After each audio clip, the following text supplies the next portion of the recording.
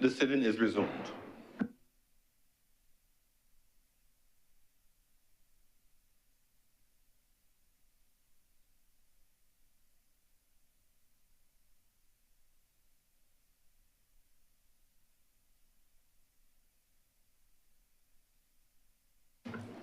Speakers, please.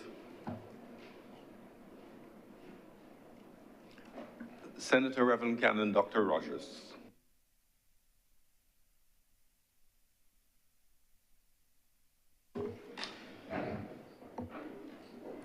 Good morning, Mr. President and colleagues. And I wish to thank you very much for recognizing me and affording me the opportunity to speak to the appropriations bill on this occasion. I, first of all, wish to commend our nation, Barbados, for its decades of political stability and national development, which are the hallmark of a mature and serious democracy. I also, as I mentioned, wish to express the honor of being able to participate in this debate for yet another year as we continue to chart a path of development for our people. However, I dare say, and I hope you'll allow me to indulge me for a few moments, to say it would be naive of us if we did not acknowledge that this budget and this debate is being conducted in an environment where the geopolitical landscape is at an inflection point. Though it had been noticed for some time on the horizon by those of us who have a keen eye for these things, we are now in an era where we are witnessing in real time a polar shift in the geopolitical climate. I had the opportunity, sir, to speak to this recently as I was asked at the last moment, because the speaker at the last moment was not available, I was asked to speak by the Barbados Commonwealth Society to deliver a message on Commonwealth Day, which would have been the 10th of March this year. And on that occasion, I had the opportunity to reflect on the 76 years in which the modern Commonwealth has existed. And I noted that since it was formed in 1949 in the wake of World War II, there's been a geopolitical shift wherein the Axis powers that were the forces, the enemy forces at that time, those being Germany, Italy, and Japan, who were defeated by the Allied forces, of which the UK and her dominions, which was then known as the Commonwealth, formed the most formidable force along with its allies, the US and others. And I made the point that 76 years down the road, the Axis powers, which had embraced fascism, all now practice a style of governance which is more in line with what the Allied forces would have fought for. But on the flip side, one of the main characters in the Allied forces now purports an ideology which is in many ways indistinguishable from the fascism which they sought to eradicate. I've highlighted this because for us in Barbados and this region, it is imperative that we take note of what is happening in the geopolitical sphere. It is imperative that we pull together as one to navigate the uncertain and treacherous waters that will be international relations in the years to come.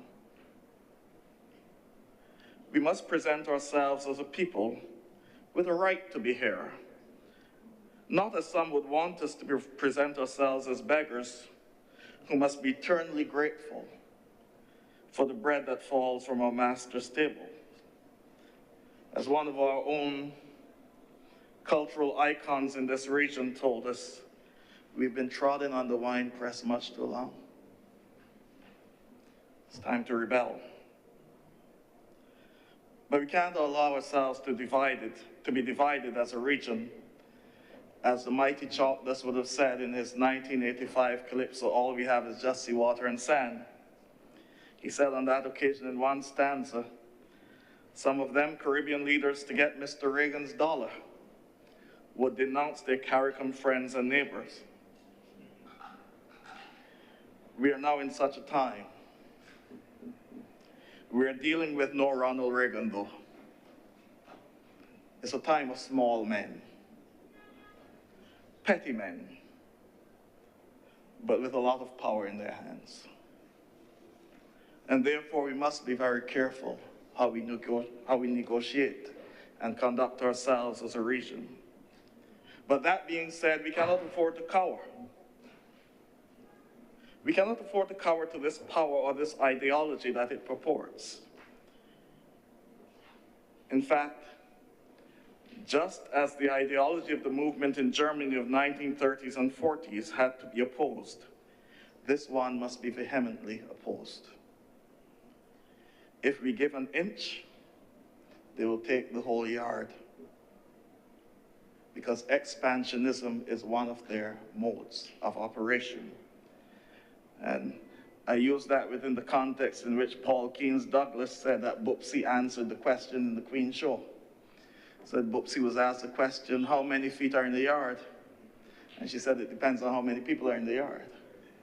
They will take the whole yard. This was the mistake that Europe made in the 1930s and 40s. We cannot afford to make this mistake now.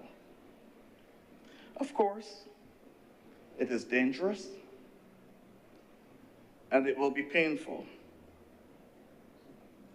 But the pursuit of freedom and justice has never been easy, because oppressors do not readily relinquish such things.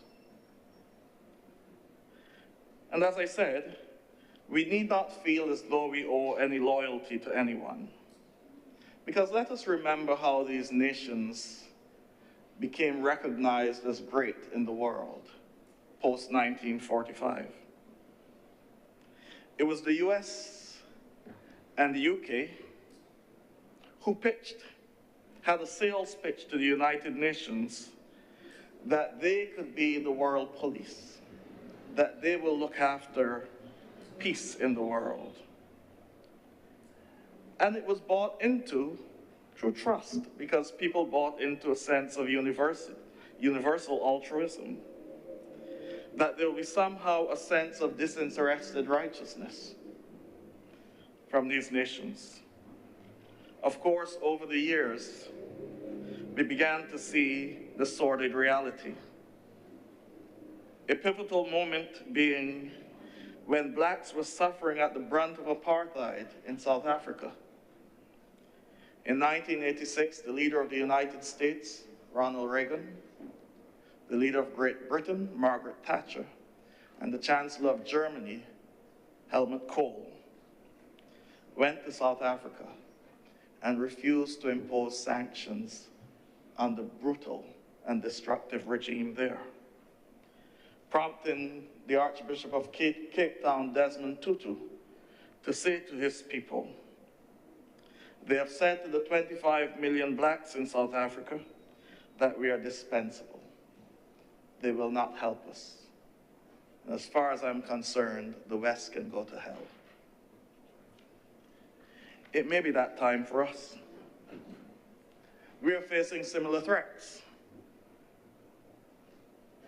To denounce our Caribbean neighbor and friend, Cuba, we may not want to use the language Desmond Tutu used, even though I thought it was good language, but we can use the language of Jesus.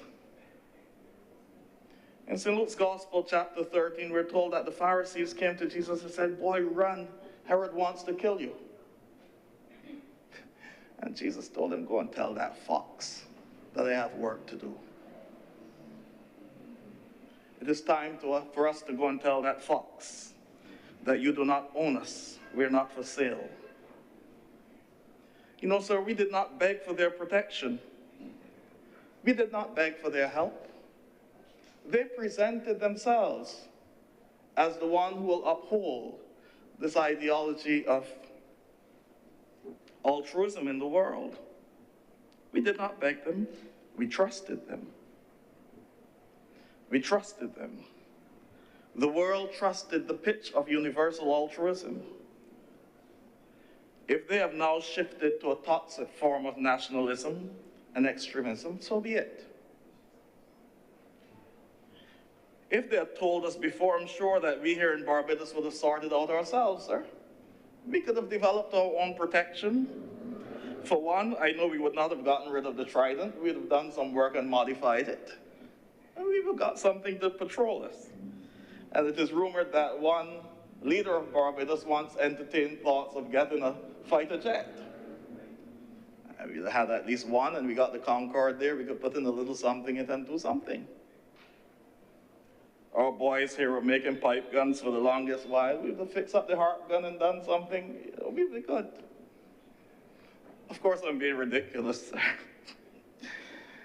But on a serious note, I will say this to the right-thinking citizens of the land of the free and the home of the brave. Do not make the mistake that Germany made. Do not normalize it. Do not make it seem as though it's okay. Germany did that. And as a result, they lost half a century of the 20th century, being a powerful nation. The question for them is if they're willing to lose half a century of the 21st century, being a powerful nation. And I know they know how to fix it. They've done it throughout the world. They can fix it. But just given that as a segue into my reflection on our appropriations bill, for it is within that geopolitical context that we must reflect on this budget. All the numbers we have here now may mean nothing in the next few weeks. We must focus on this budget not necessarily on figures, but in seeking to find what is the ideological focus for us as a people. Not only where we want our nation to go, but where the current state of affairs compel us to go. Resilience must be our watchword. We must seek to develop the most driven and productive workforce possible. We must seek to produce a nation of people who are not only conscious of who they are, but are comfortable, confident, and proud of who they are. It means that national development cannot be measured only in numbers and figures or opulence, but in the resolve of the people to build a strong and cohesive society. I dare say, through no fault of any administration, because as I said last year, it is very easy to fall into a mold and just continue doing that thing. It is something that we do within the Christian context as well. It is very easy to create a set of things to do and tick the boxes every day and say that I'm doing a great job for Jesus. But there comes a time when we must step back and assess whether we're really doing something that is constructive or not. And so, as I said last year, and we saw it here again, different administrations will come and blame the one before for not doing this in housing and not doing this in that. Understand that. But what is our ideological basis?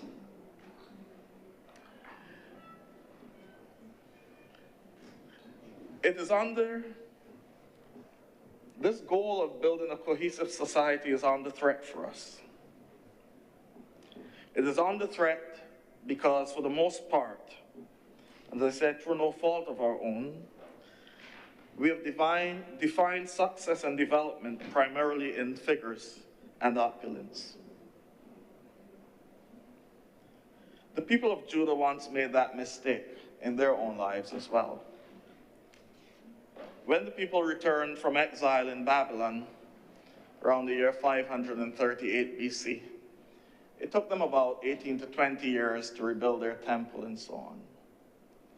As a result of that, many people lost hope, and they began doing the things that they felt they needed to do to gain a way in the society. So they married into the people of the lands, they forsook God, they didn't build a temple, they built their houses, and once they had big houses, they thought everything went well. And then the prophet Haggai had to speak to them. And this is what he said in chapter 1, verses 5 and 6 of his text. Give careful thought to your ways. You have planted much, but harvested little. You eat, but you never have enough. You drink, but you never have your fill. You put on clothes, but are not warm. You earn wages, only to put them into a purse with holes. In and out. And the question for us here in Barbados is, have we become that people? Have we become that people? I'll speak to 3 ministries that I believe are linked in some way along this line of which I'm speaking. The Ministry of Education, Technological and Vocational Training, which is the largest part of our national budget, with 98 million going to the University of the West Indies and just about 375 million in other places. We have been talking about education transformation, and I know that that is in the works. And last year I would have spoken to this matter and appealed for continuous assessment as an alternative to the common entrance if we wanted to do something about it. But whatever we do, we must make sure that when we're finished, while we're trying to level the playing field, we do not hold back the genius amongst us. I don't know, well, I know you would have, sir, but I'm always impressed when I speak to a little child from Harrison College or Queens College. Well, St. Michael's Foundation, and you go down. But those little children, for the most part, are bright. I mean, what you call bright.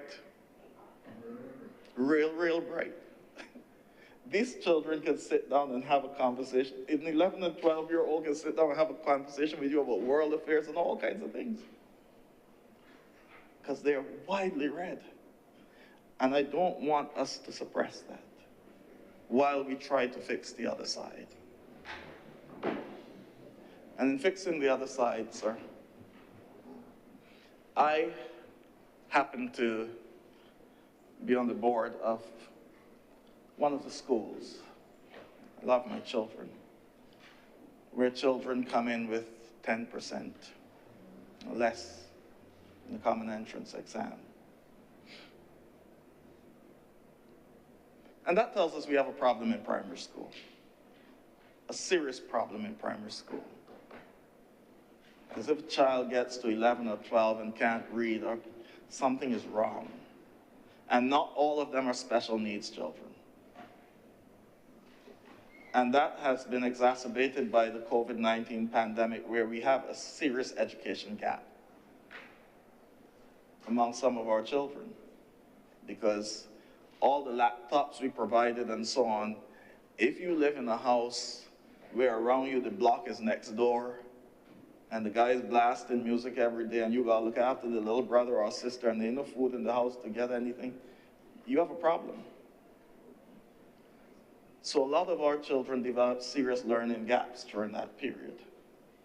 And I've been speaking to my board, and I had a little chat in the ear of the new minister recently. And one of the things I believe we will need to do in the interim while we get educational reform together, don't force our children out of school. A child with 10% cannot do the first form curriculum as a child with 100% somewhere. they need an extra year in first form. They need some time. We need to invest in remedial teachers, people who are trained to teach English and math and the other thing, who can communicate with those children. Because as I said, many of them are not special needs. It's just that they have learning gaps because something was missing somewhere. And they can develop, but they need time. And it cannot be in the interest of national development to fast-track children who need help out of school. They need some time to grasp the concepts. They may not get them at the same rate as the other child, but that doesn't mean they cannot. And we have to embrace our children in that way. And so I really want to encourage us, in the interim, while we pull everything together with the education reform, let's consider this. I know there was a time when some schools had a law first, because I spoke to a lady who went to one of the schools I mentioned earlier, and they had a law first. And that's where they learned etiquette, how to walk with a book on their heads and so on, and other social graces. All I'm appealing for is a little time for my children to be able to, at their own pace, grasp the concepts. You remember a time when we had composite schools, sir? When children who were not ready yet for the exam were given an extra time to fix themselves. These children need, they can develop, they can produce, but we need the extra space. And so I'm appealing in the interim for a law first. And several schools can benefit from it. I know we have the upper fifth, but I believe that down here is where you need the help first, that lower first area. And we need to invest in remedial teachers who can help them. Because, sir, what invariably happens is that you're forcing these children to work at the pace of their peers in other places who are way ahead of them. And they get frustrated. It's frustrating. As I told you before, sir, when I came to Barbados towards the end of third form, many, many years ago, I was not going to do math in fourth form. There was no way I was touching that. Because in St. Kitts, you didn't have to do math to get in sixth form. And I know I wasn't touching that one because I couldn't do 2 strokes in math. But I came here and met a teacher. She was Miss Weeks then. She got married after. And all of a sudden, math looked like an easy subject. And I was able to develop and pass it at CXC and so on. I wouldn't say what happened after that, but I was able to pass it. And these children can do that. But it's frustrating when we're trying to fast track them and push them through at the same pace as others, knowing that if I get 10% in 11 plus, there's no way I can work at the pace of a child who got 90. So create a little space for me. Create a little space for me and get parents on board so that they understand it's nothing punitive. This is just for us to make sure that your child can be the best that he or she can possibly be in this society. That's what we need. Because, sir, when you do not do that, and children get frustrated, they start counting themselves, I cannot make this, so I have to get by however I can get by, and this might just be my lot. I need to do X, Y, or Z. You know what happens, sir? They fall prey to the people who tell them, man, come, man, don't mind them and that school thing. I could get you to work for more money than them. You make more money than them? And I taught in a system where fellas used to tell me, sir, boy, I'm not working hard, but what you making in a month, I can make in a week. That's the reality out there. Yes, but where does it lead them? As one colleague of mine used to say, fellas, there can only be so many drug pushers, you know. Somebody got to get rid of somebody. Small group. And so I've said that to say, sir, that a lot of our young children get hooked. Hooked in lifestyles that are detrimental to their development. Get hooked on substances that are destructive to their lives. And I'm going back to my pet peeve, my pet area in the Ministry of Agriculture. The Barbados Medicinal Cannabis Licensing Authority. The Barbados Medicinal Cannabis Licensing Authority just signed a memorandum of understanding with M-Money, according to an article in Business Barbados of November 12, 2024. And one of the laments at the end of that article was this, sir. As the entire cannabis community continues to wait for the United States to end its protectionist position on the federal level, the Barbados Medicinal Cannabis Licensing Authority will continue to pursue all viable alternatives to end this financial embargo. Sir, if you are waiting for the Americans to sign a farm bill to get your medicinal cannabis licensing authority on the way, like Bob Marley, don't wait in vain. You have an administration that is now signing executive orders to stop men from wearing skinny pants, skinny jeans, and you expect them to sign a farm bill to legalize marijuana at the federal level? And last year, it was during Lent, we had this debate, and it's Lent again. And in Lent, one of the things that we focus on is repentance, and in the Greek, metanoia, change of mind. Ain't nothing wrong with changing your mind. The main strains used in the US for their cannabis industry, which they trade and sell all around the world, are things like Charlotte Web. Charlotte's Web has 20% CBD and 0.5 THC. All you gotta do is come down below the level. Come down below, just define cannabis as something below that level and you're gone clear. You don't need the thing with the heavy THC in it. What are you doing? The only thing that does is help cancer patients and so on with nausea and so on. You don't have to worry about that. There are other drugs for that. It's been 6 years down now. And every year, millions of dollars are pumped into this industry. And what has happened, sir, is because we have not been forceful enough in defining what cannabis we're talking about. You got the ordinary man on the street saying, but the government says, all right, all cannabis is good. And you listen to the call-in programs these days, the poor old people can't leave their house. You go to a little karaoke, somebody there smoking the thing. You can't breathe. Anywhere you go. Funerals, I had a funeral one day, sir, and the fellas started up smoking their thing on the graveside, and I played back.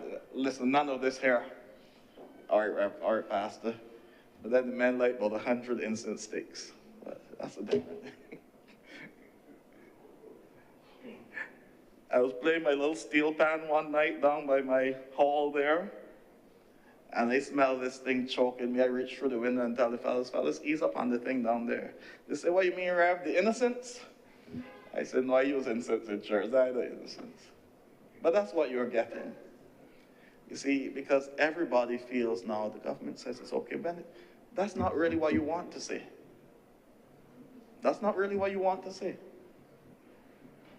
All we need to do is change give a definition of what we mean as cannabis. Anything below 0.3% THC, and you're gone clear. You don't have to worry about anything. It's legal at the federal level. The banks will accept it. Metanoia. If we fail to do that, and we continue to give the impression that there's this permissiveness in our society, it'll continue to affect our children. And when it affects our children, it'll affect our health care. It'll affect our productivity. I had a study from 2022, sir, of, I lost my study now, yeah. I had a study from 2022. It's called Barbados Drug Information Network Report 2022, commissioned by the National Council on Substance Abuse. And the key findings are, well, persons aged 5 and up participate in the programs. 85 students were admitted to Edna Nichols. 82% of those were male.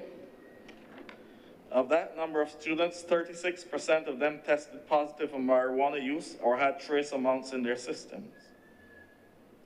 The students testing positive for marijuana were 13 to 15 years old. It's in 2022. The psychiatric hospital, 38% persons admitted in 2022 received drug-related treatment, 90% of them being males between 21 and 45. Marijuana was the most common primary drug amongst the day participants. Thrive Center. Marijuana was the primary substance for focus. The Substance Abuse Foundation, Burden House and Marine House. Crack cocaine was the most common drug,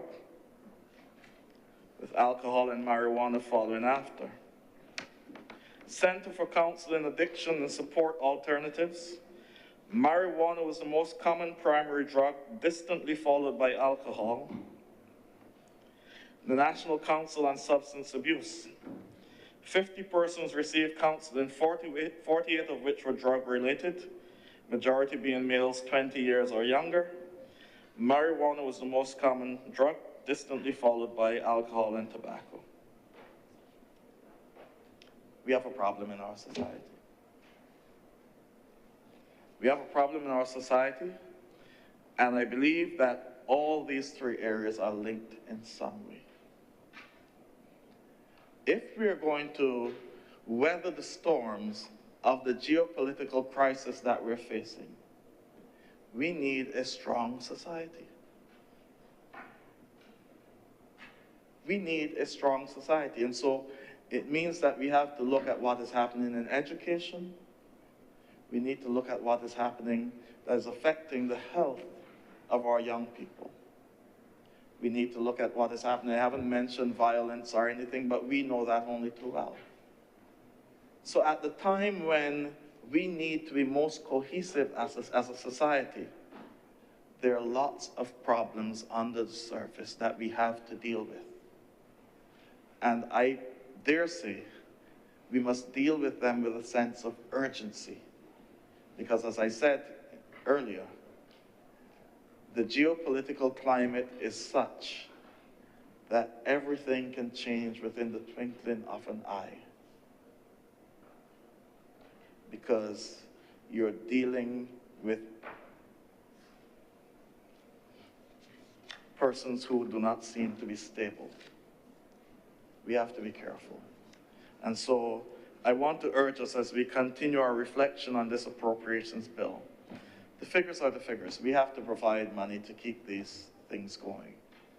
But what is the ideological underpinning? What is our trajectory? What do we want to see as our nation? What do we need to see as the nation of Barbados in the 21st century as we deal with the polar shift in geopolitics that has taken place in our world. And as I said in another place, sir,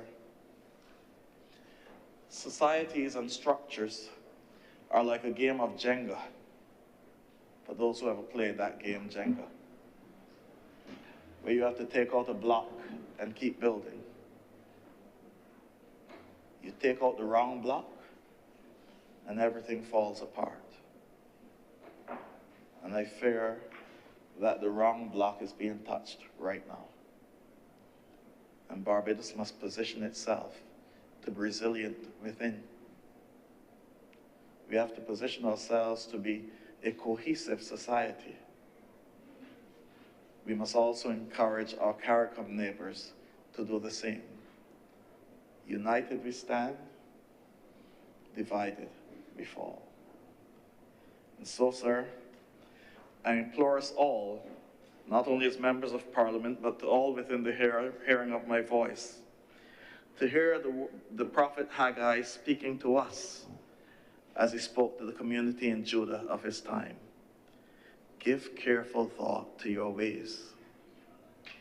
You have planted much, harvested little. You eat, but you never have enough.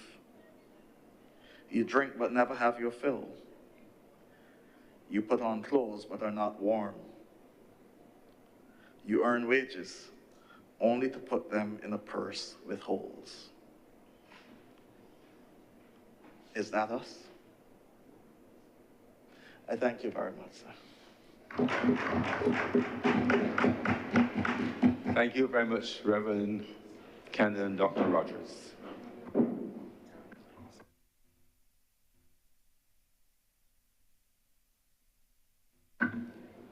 Senator the Honorable Jonathan Reid.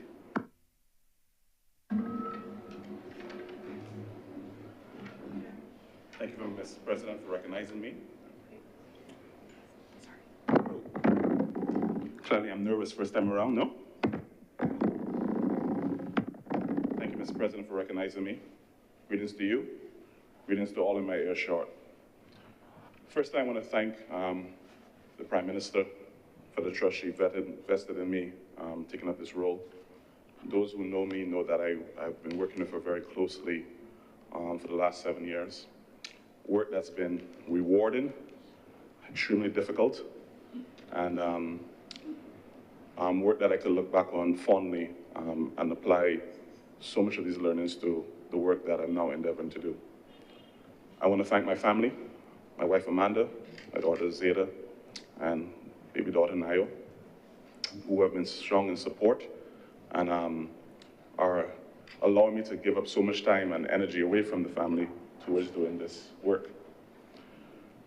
I carry a regret that my father, Irvin Reid, an economist and former advisor to the St. Lucian government on CSME, and my mother, Adeline Reid, a former hospitality lecturer at Port Marine, aren't alive to be here with me today, but I rise with them in my heart and them on my mind.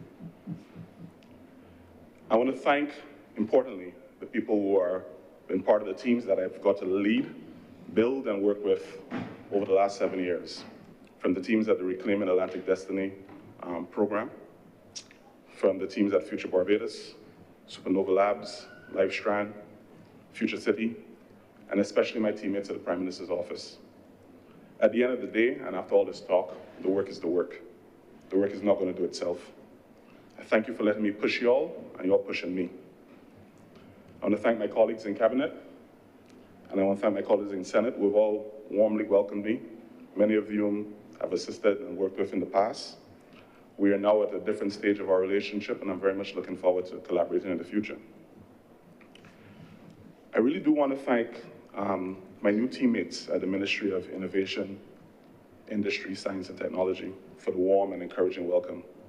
From Ms. Neblett, who's the custodian of the 4th floor, to my permanent secretary, Claudette Hope Greenwich, to my CEOs, board chairs, and various team leads.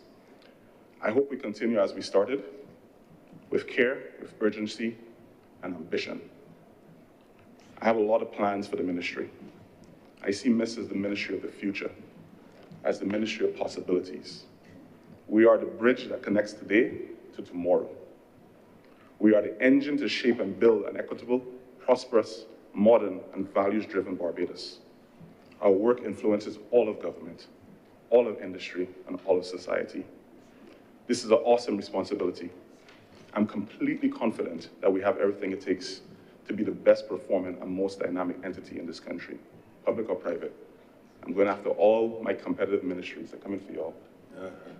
That's my 24-month goal.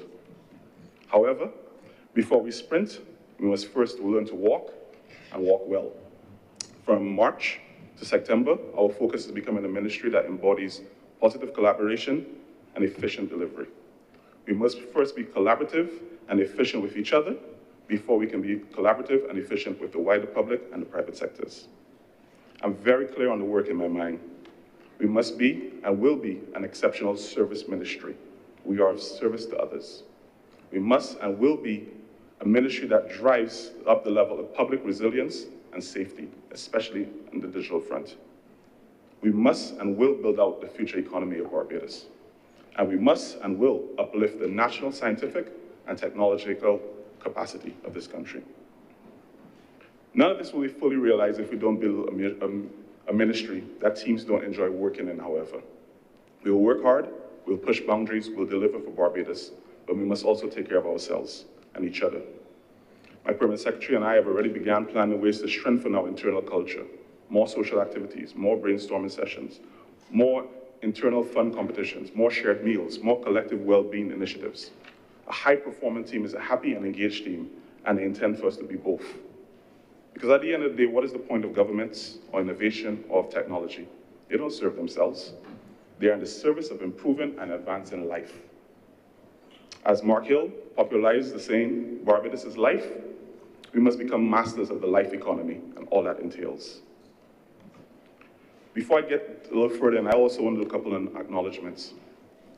I want to acknowledge Minister Kay McConney, the first BLP Minister of MIS, who was always gracious and welcoming to me and my ideas from day one. She invited me to be part of the work of the ministry and was doing a really strong job in building out the national posture around innovation and science and technology. I want to thank her. I wish to thank and acknowledge Minister Davidson Ishmael, who was collaborative and allowed him to share with him the amazing technologies I had the fortune to see in some places, like Rwanda.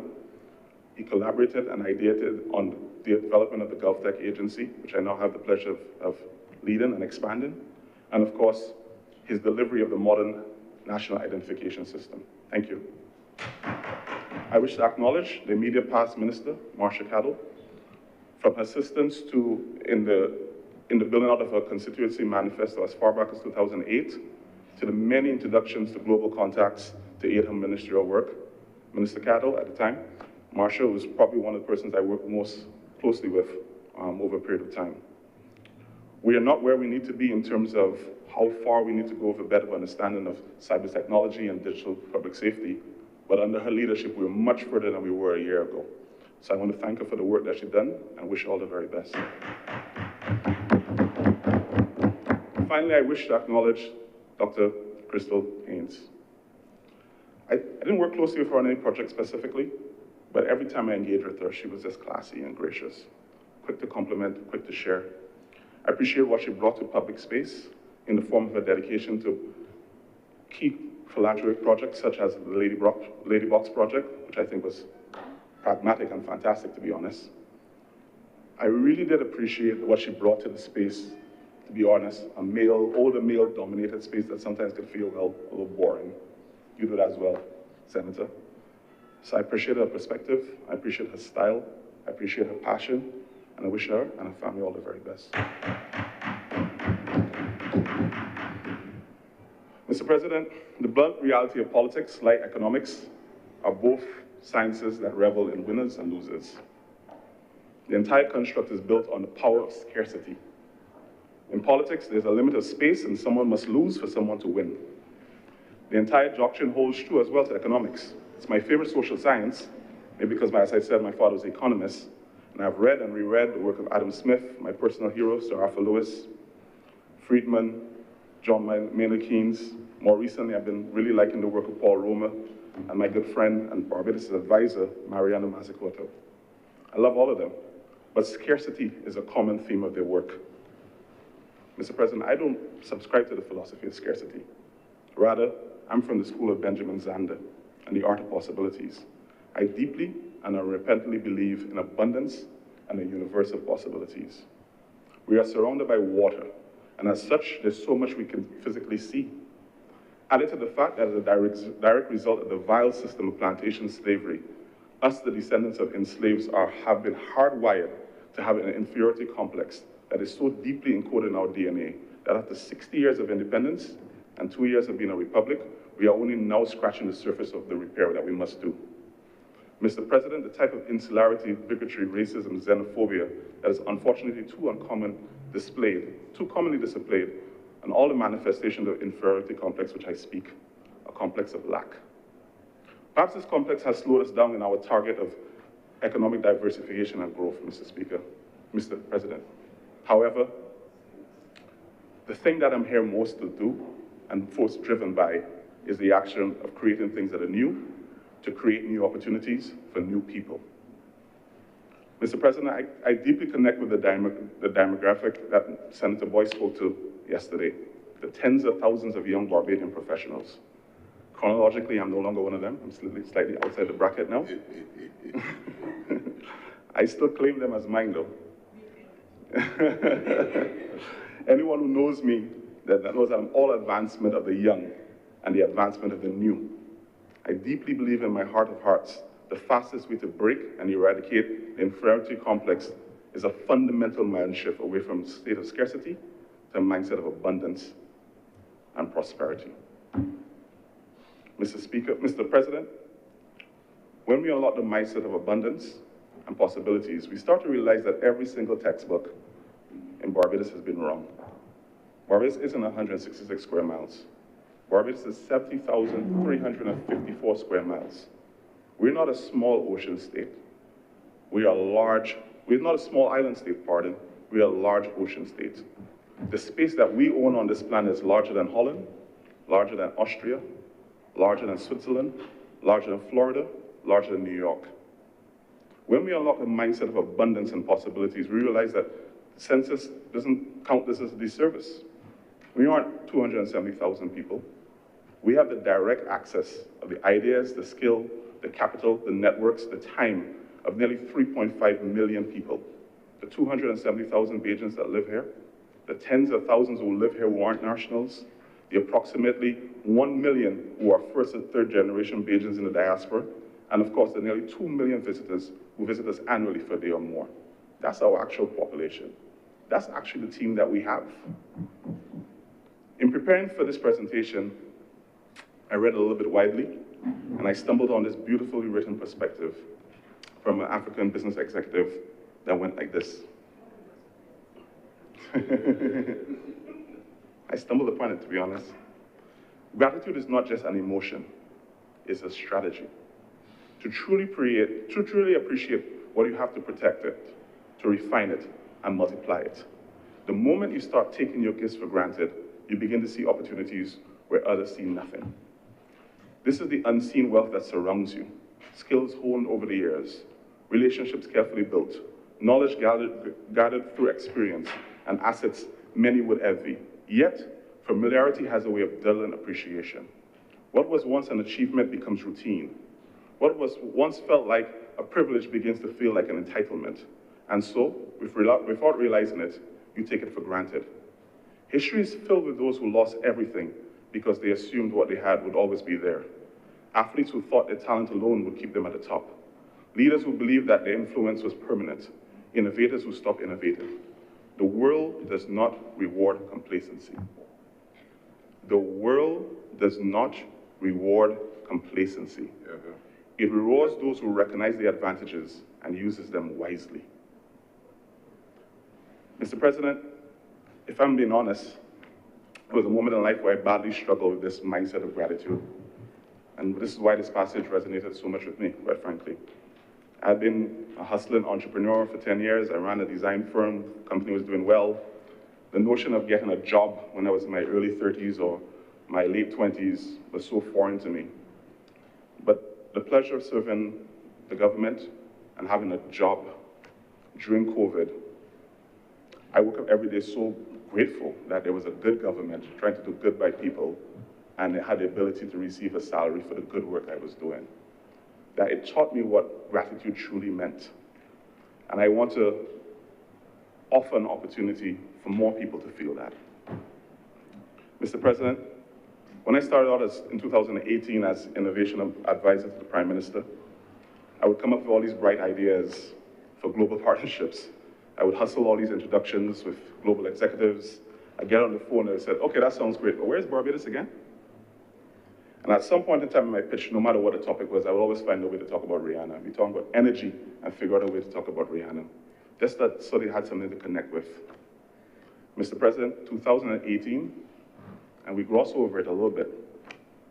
2018 was poop water in the streets, junk-rated economy, and nobody knowing our name. That's who we were, Mr. President, just 7 years ago. The world does not reward complacency. That's why, Mr. President, even though I hear and understand Senator Boyd's point about letting all views contend in a vibrant democracy, and I agree, I still have a very difficult time rationalizing all this anti-investment and anti-global talk. I like that Senator Walters isn't afraid to talk about billions. I understand that sometimes large numbers intimidate people. It doesn't intimidate him, which is good. But adding up the billions, Senator Walters seemed not to understand that the fundamentals of how a small state economy actually works and grows. There's an incredibly good blog, and I invite him to look at it, and others, to be honest, everyone should look at it, by the founder of Bridgewater, which is the largest asset management company in the world. It's on YouTube, so if you like videos, you could watch it. If you like to read, you could go on his blog and read it. And it does a great job of explaining some complicated things like short-term debt, long-term debt, productivity, and more. You know, everyone should check it out. But in the meantime, I want to explain some simple terms, and so we can be clear. At the crux of it, an economy is the sum of transactions. That's what it is.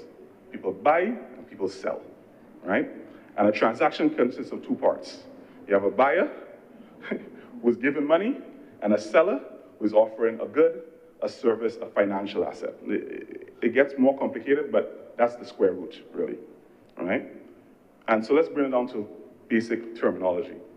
If someone is buying and selling a Suzuki Swift, if someone opens a cook shop and sells food, if someone opens a store in town, where Barbadians using Barbadian currency buy clothes to wear to a party, go with their friends and drive the same Suzuki Swift, that's someone was selling earlier, that's fantastic economic activity.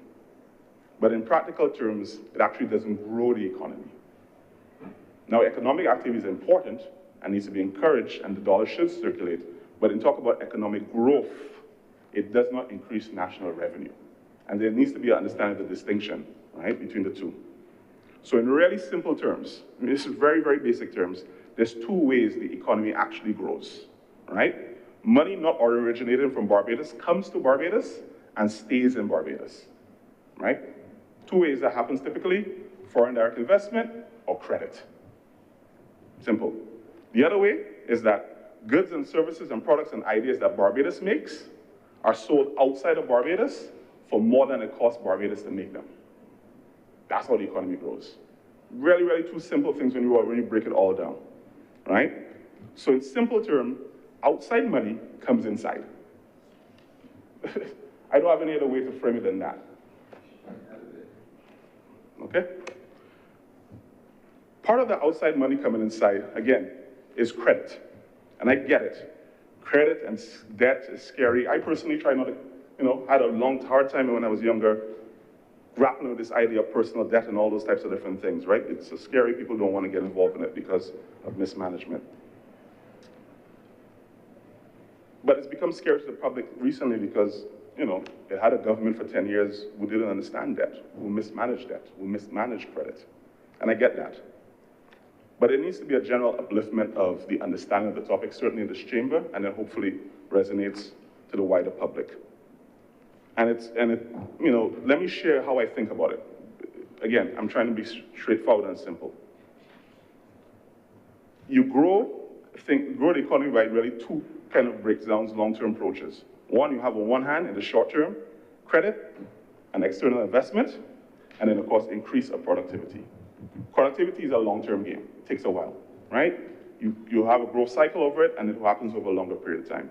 What you can do in immediacy is around short-term credit and short-term investment, right? It's really as simple as that. And if you think about how do you manage that credit and that investment, there are good ways to do it and there's bad ways to do it.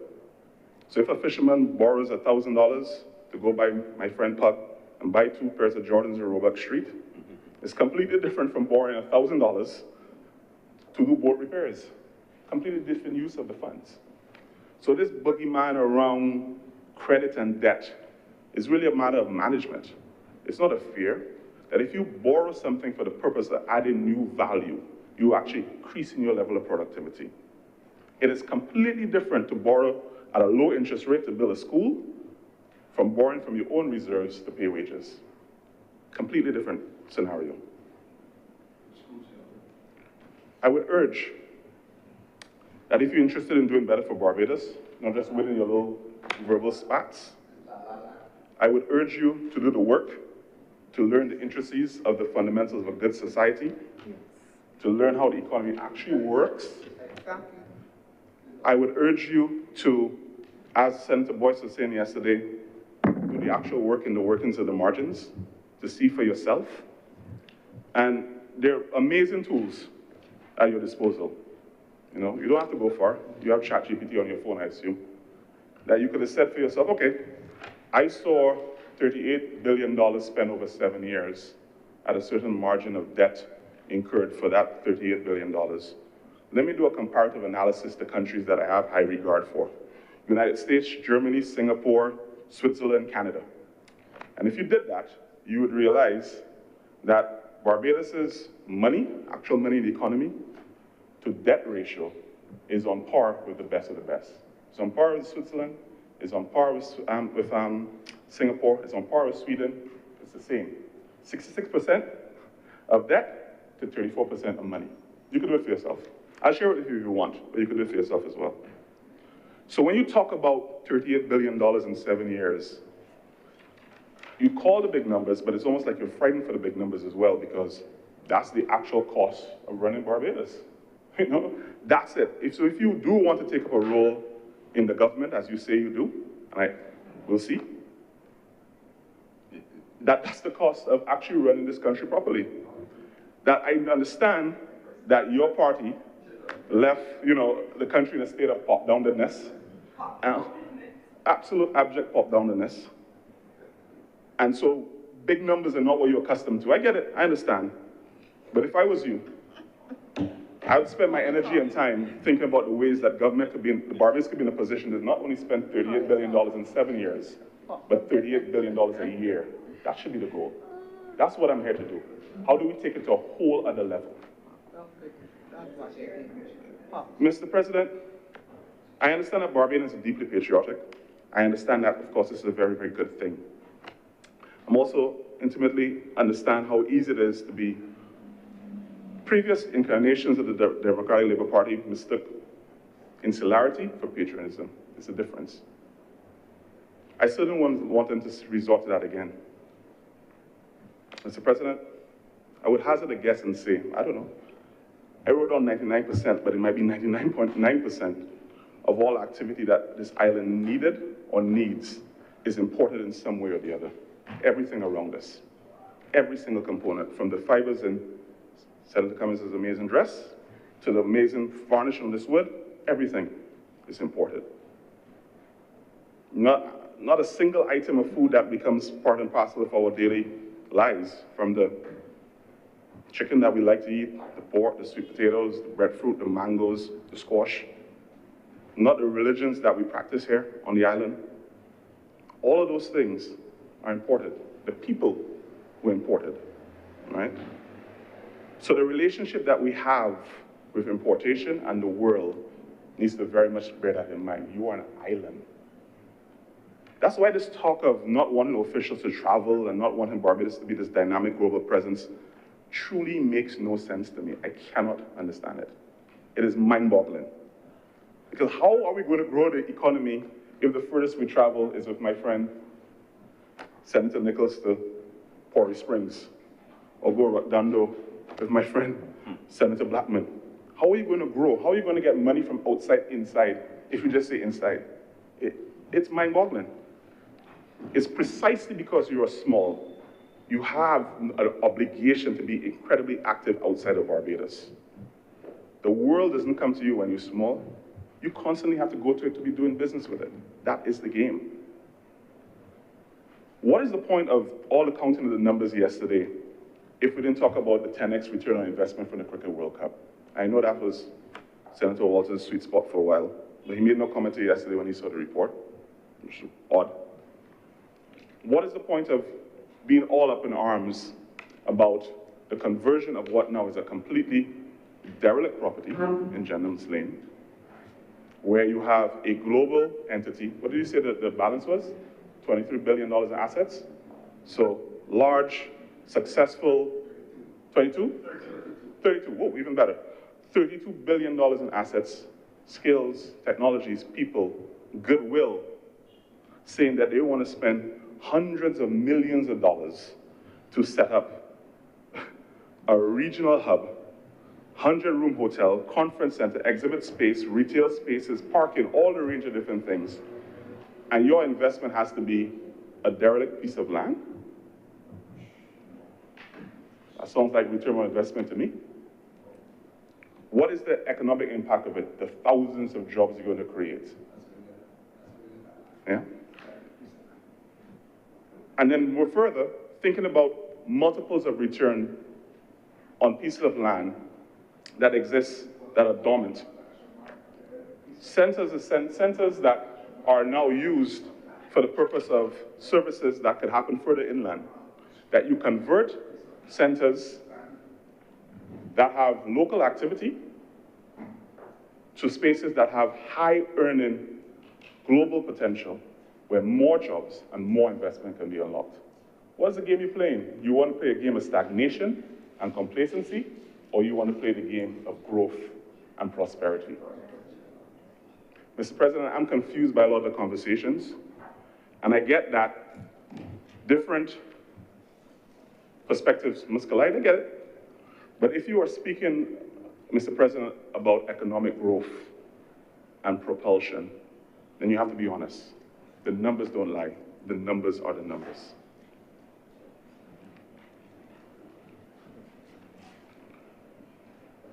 Mr. President, as I laid out earlier, I'm really driven by the idea of diversification of our economy.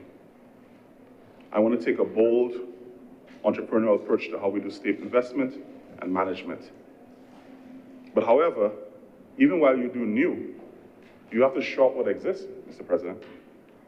Barbados is good at tourism. It's done it well. It has served it well. Now, the reality is we can do it better, and we want to do it better. We control our pens, we control our minds, we control our product. We can choose the type of tourism we want and the type of person we want to visit our house. We do it all the time. We control our rules, we control our values, and we control the price. I think we need to have an honest conversation about it, and I look forward to us doing such. But the reality is, we need more investments, not less. We need more world-class infrastructure, not less. We need more jobs and more opportunities, not less. And we need more growth, not less growth. Mr. President, 8 years ago, like so many Barbadians, I became deeply distressed about the state of the country. I felt so deeply compelled to contribute. When I became Innovation Advisor to the Prime Minister, through her good graces, I was allowed to co-create a program we call Future Barbados, an innovative think tank designed to develop, implement disruptive and forward-thinking program concepts, policies, and platforms that drive Barbadian national transformation by sustainably maximizing our highest value assets, which for me, and will always be, our people, our spaces, our ideas, our geography, and our friendships. In just 4 years, we've done well. Leading executives and with globally renowned entities, Stanford, NVIDIA, KPMG, XPRIZE, Google, you name it, They come to us not to sell to us, but to learn, to partner, to build, to add value together. Mr. President, when I became Chief of Staff to the Prime Minister, I set myself a personal quiet goal that I would directly be responsible for creating 500 new jobs. I'm happy to say at my last count, the number was nearly 700. Future Barbados created more than 120. The Reclaiming Our Atlantic Destiny project created more than 120. We brought international design firms and agencies here that created 20 work opportunities, really, really high paying, quite frankly. I should have stuck to my old role for some time. For young designers, graphic designers, content producers doing well here. We brought video game testing companies that have hundreds of new jobs created for young Barbadians. We created hundreds of construction jobs between what we're doing at the Digitization Center and what we're doing at the Memorial in Newton. The creation of new opportunities in new areas for new people is the work that we're doing. Mr. President, the defining characteristic of small and prosperous states is that they must decide to do difficult things for the world. When you look at the numbers, and I could share it, of states that truly do well despite their small size, they're in the business of creating high-valued products that solve global problems. From Singapore to Israel to Malta to Sweden, these states register incredibly high on IP registration per capita. They become global hubs for research and development. Mr. President, that's what we want this country to be. We want to build out a knowledge economy that converts the incredible capacity of Barbadians into knowledge products and knowledge services that the world will purchase at the highest value. Mr. President, the American economist John Maynard Keynes once famously opined, the important thing for government is not to do things which individuals are already doing and not do them a little bit better or worse, but to do those things that are present not being done at all.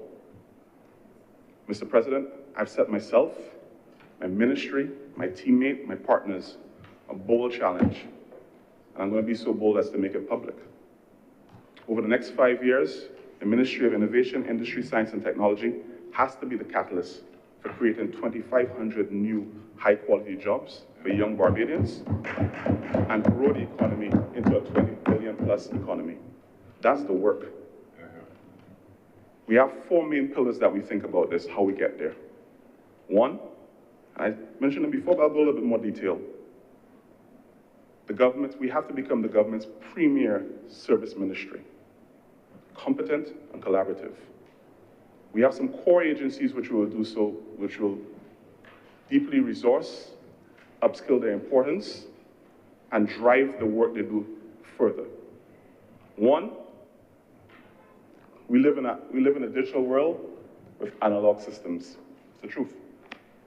So many paper-based records, the lawyers among us yesterday spoke about this in great detail, that need to be digitized.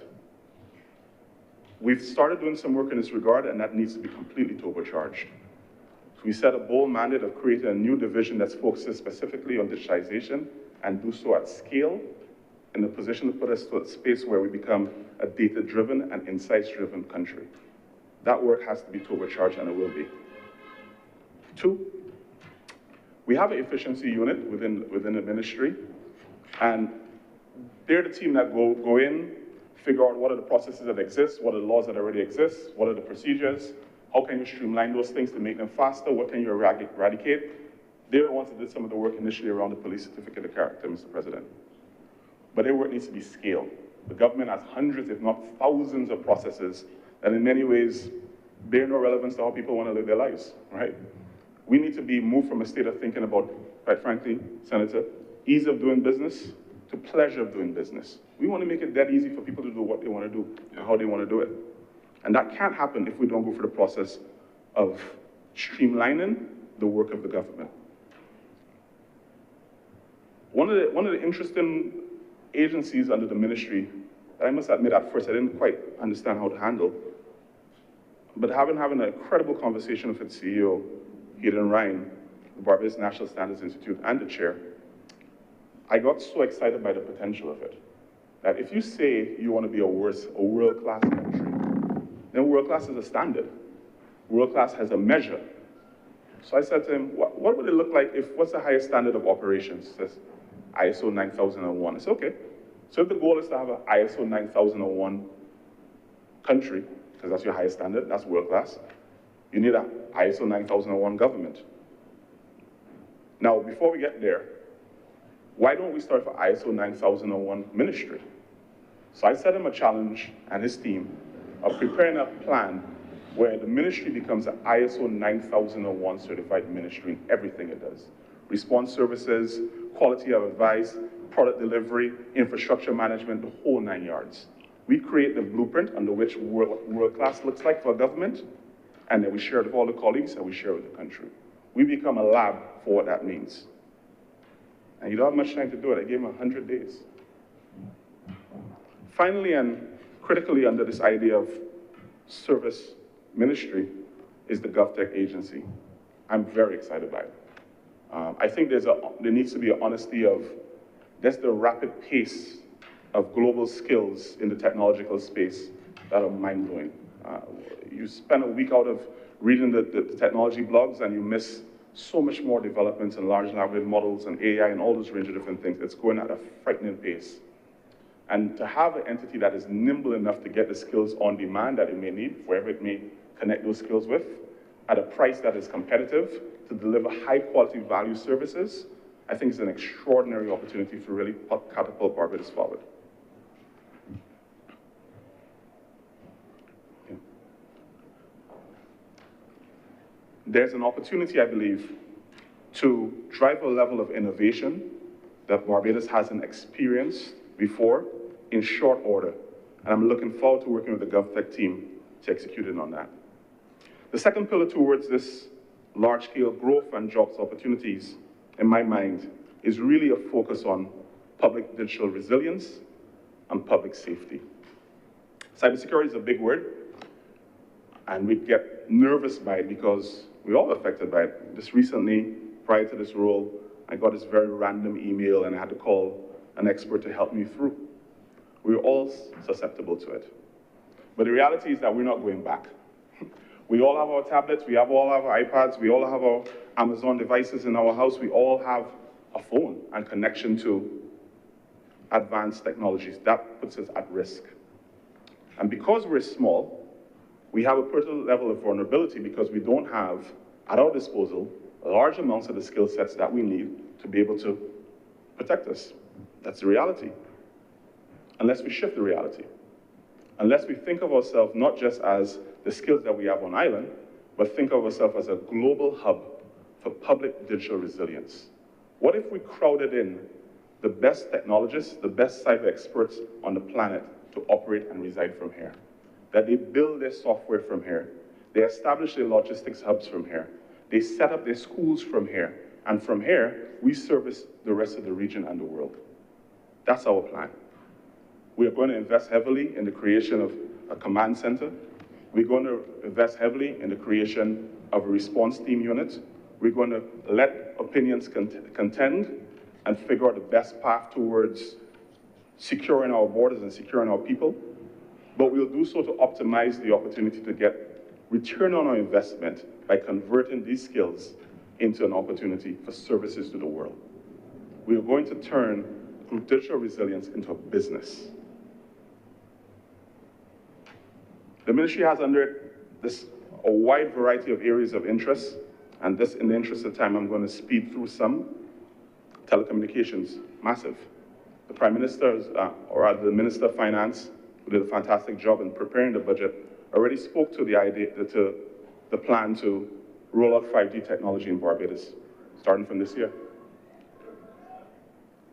Our whole relationship with identity has to evolve.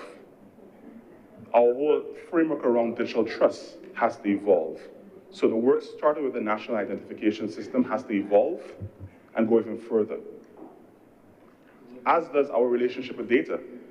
I agree with Senator Boyce that the work and the resources of the Data Commission needs to be significantly enhanced and advanced.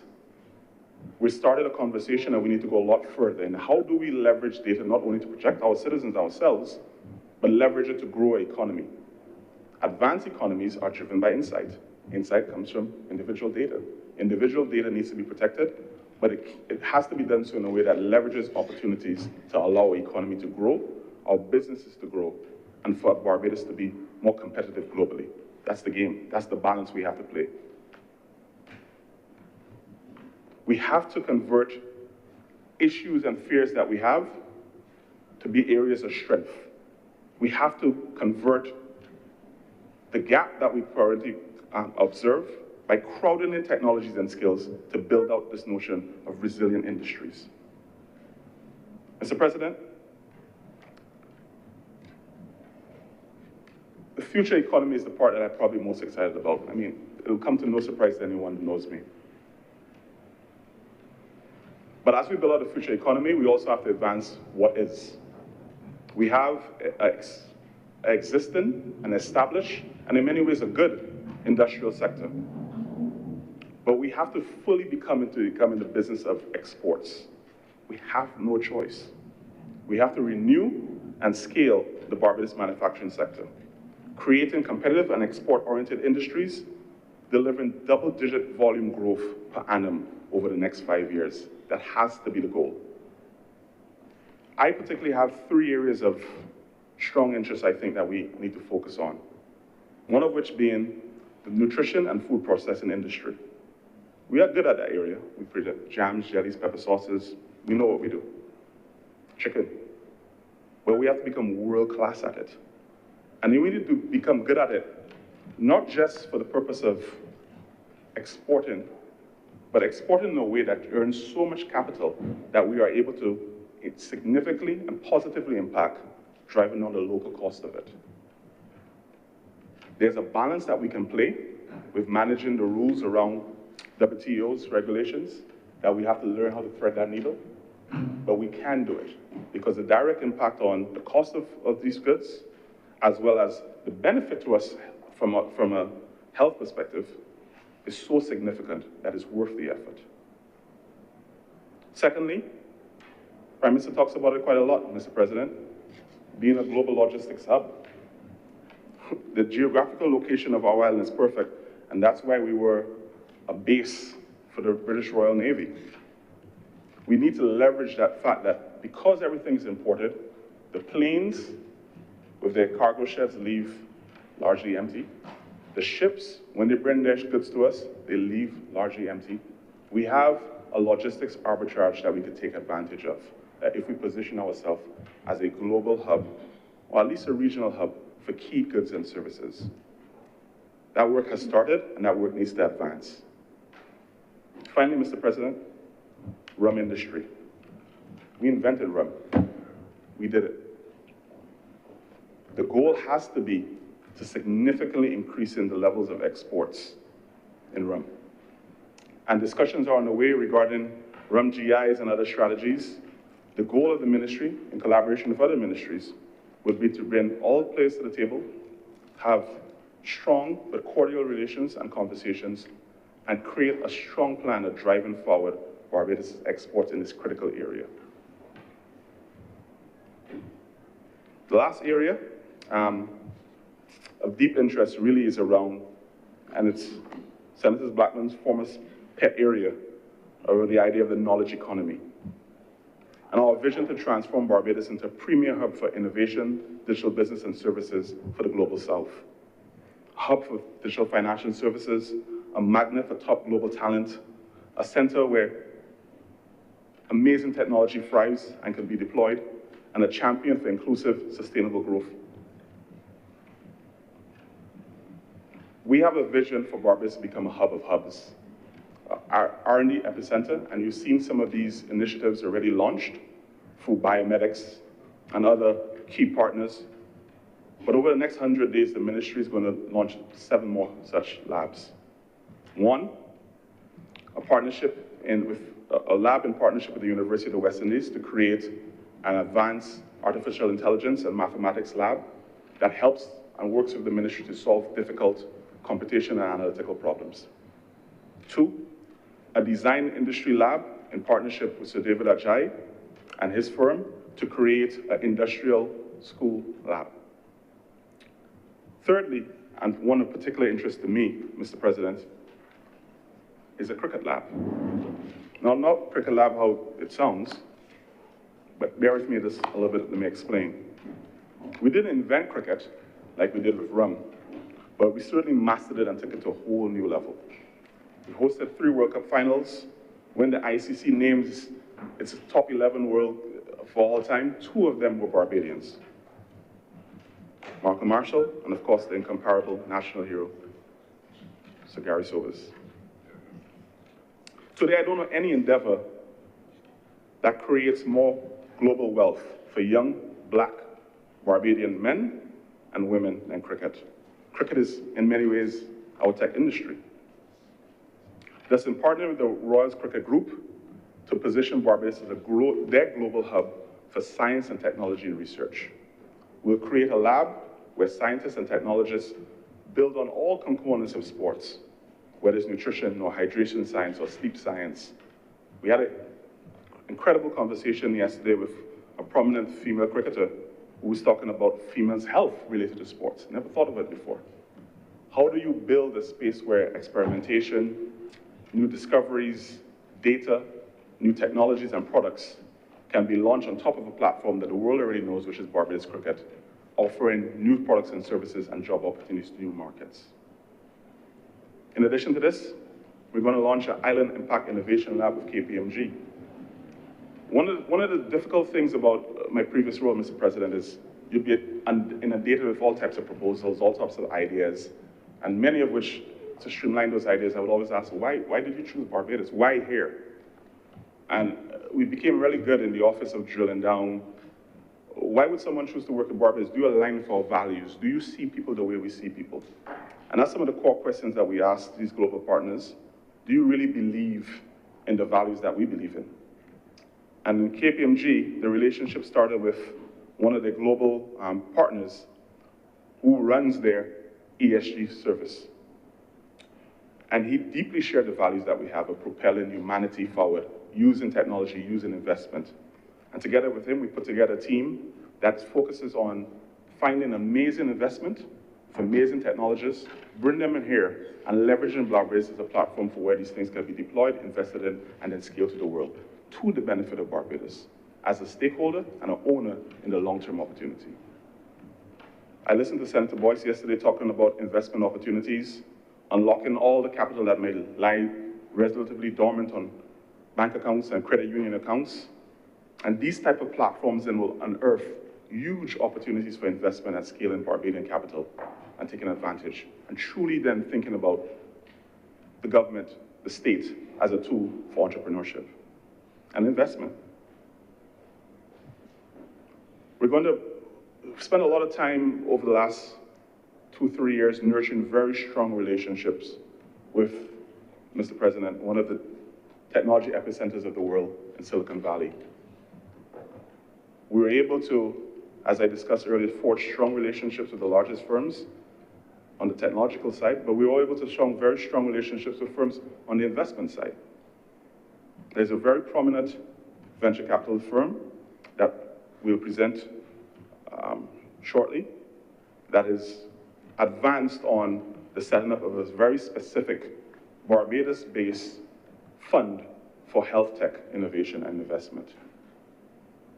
We are truly excited by it because it's a convergence of a unique opportunity and unique asset that Barbados has and hasn't fully tapped into, Mr. President, which is the fact is that we produce a large number of young scientists every single year. The University of the West Indies, Cable Campus, pumps out hundreds of young people with biology, biochem, all types of degrees. There needs to be an industry that can octave these services to leverage that to advantage, to service and grow the industry of the world. So we'll create platforms that do exactly that. The work has already started, as many of you all will be aware, with the Life Sciences Hub that's going up at Newton. There's more that we will be doing, and I'm truly excited by it. The last one I want to talk a little bit more about is the idea of a digital economy lab. The reality is that our economy has to become digitally enabled, and the Minister of Finance spoke to it. cashless, frictionless economy. As I mentioned before, going beyond the idea of ease of doing business and really thinking about the pleasure of doing business. We are a space that we're good at financial regulations. We like to say no to things. We like to be cautious.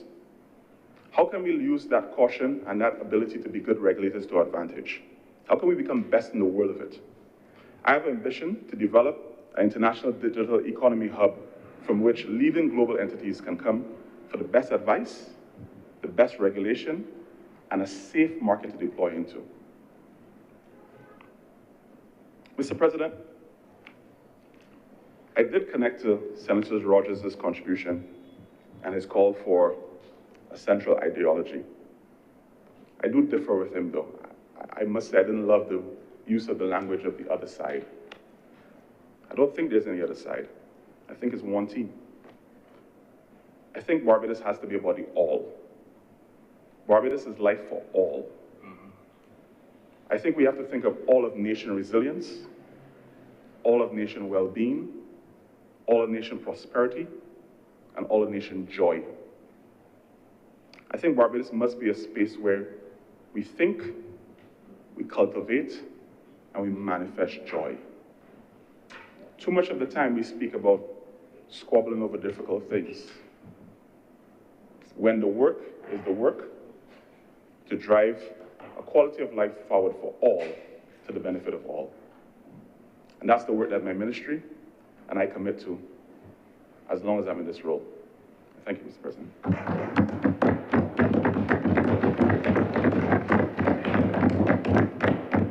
Thank you, Senator Reid. Senator Paris. Thank you, Mr. President, for recognizing me. I am indeed honored today to be given the opportunity to make a contribution in this debate.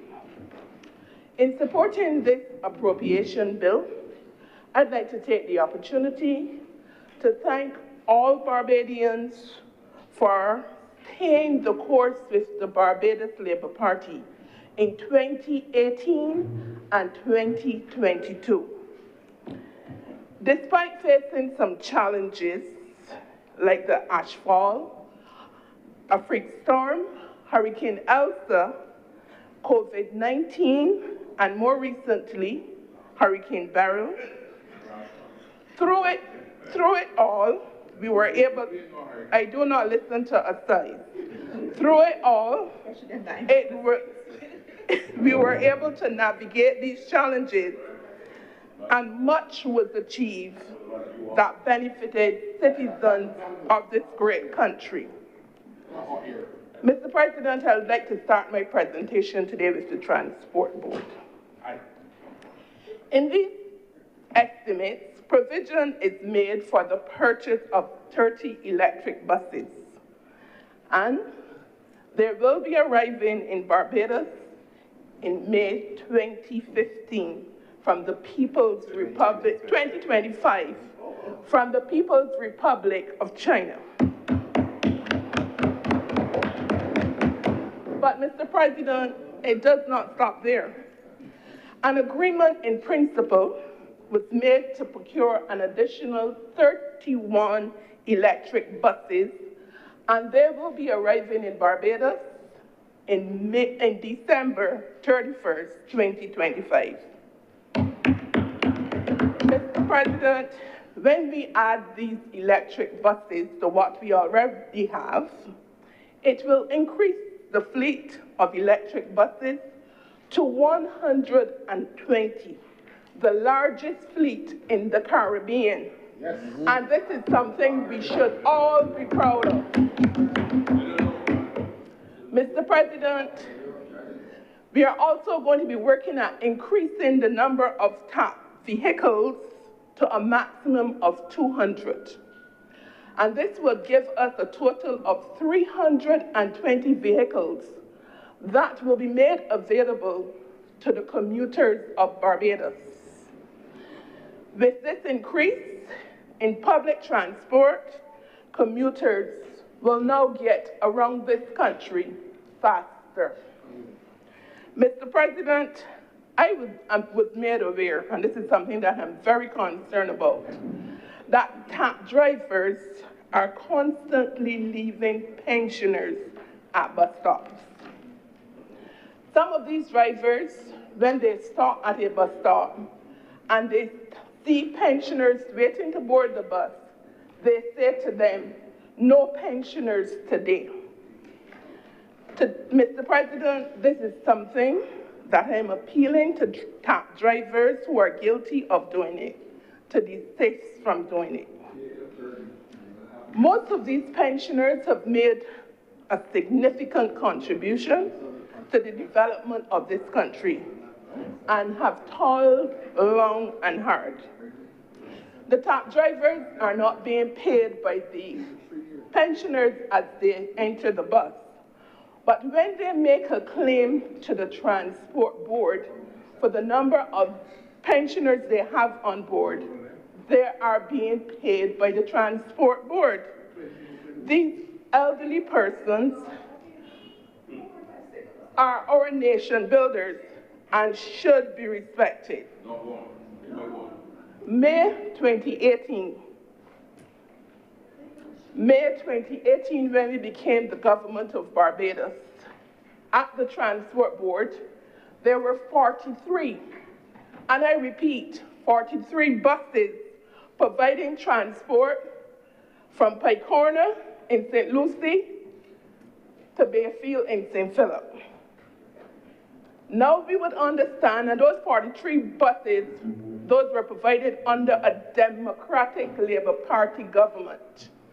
Now you would understand why persons had to wait long in the bus terminals and at the bus stops. Those of you who follow the calling programs and social media would have heard the cries of the commuters who were standing for long periods to catch a bus. In 2018, when the Democratic Labour Party was in power. Mr. President, this problem was addressed when the first fleet of electric buses came to Barbados that were ordered by the Barbados Labour Party as soon as it came into power.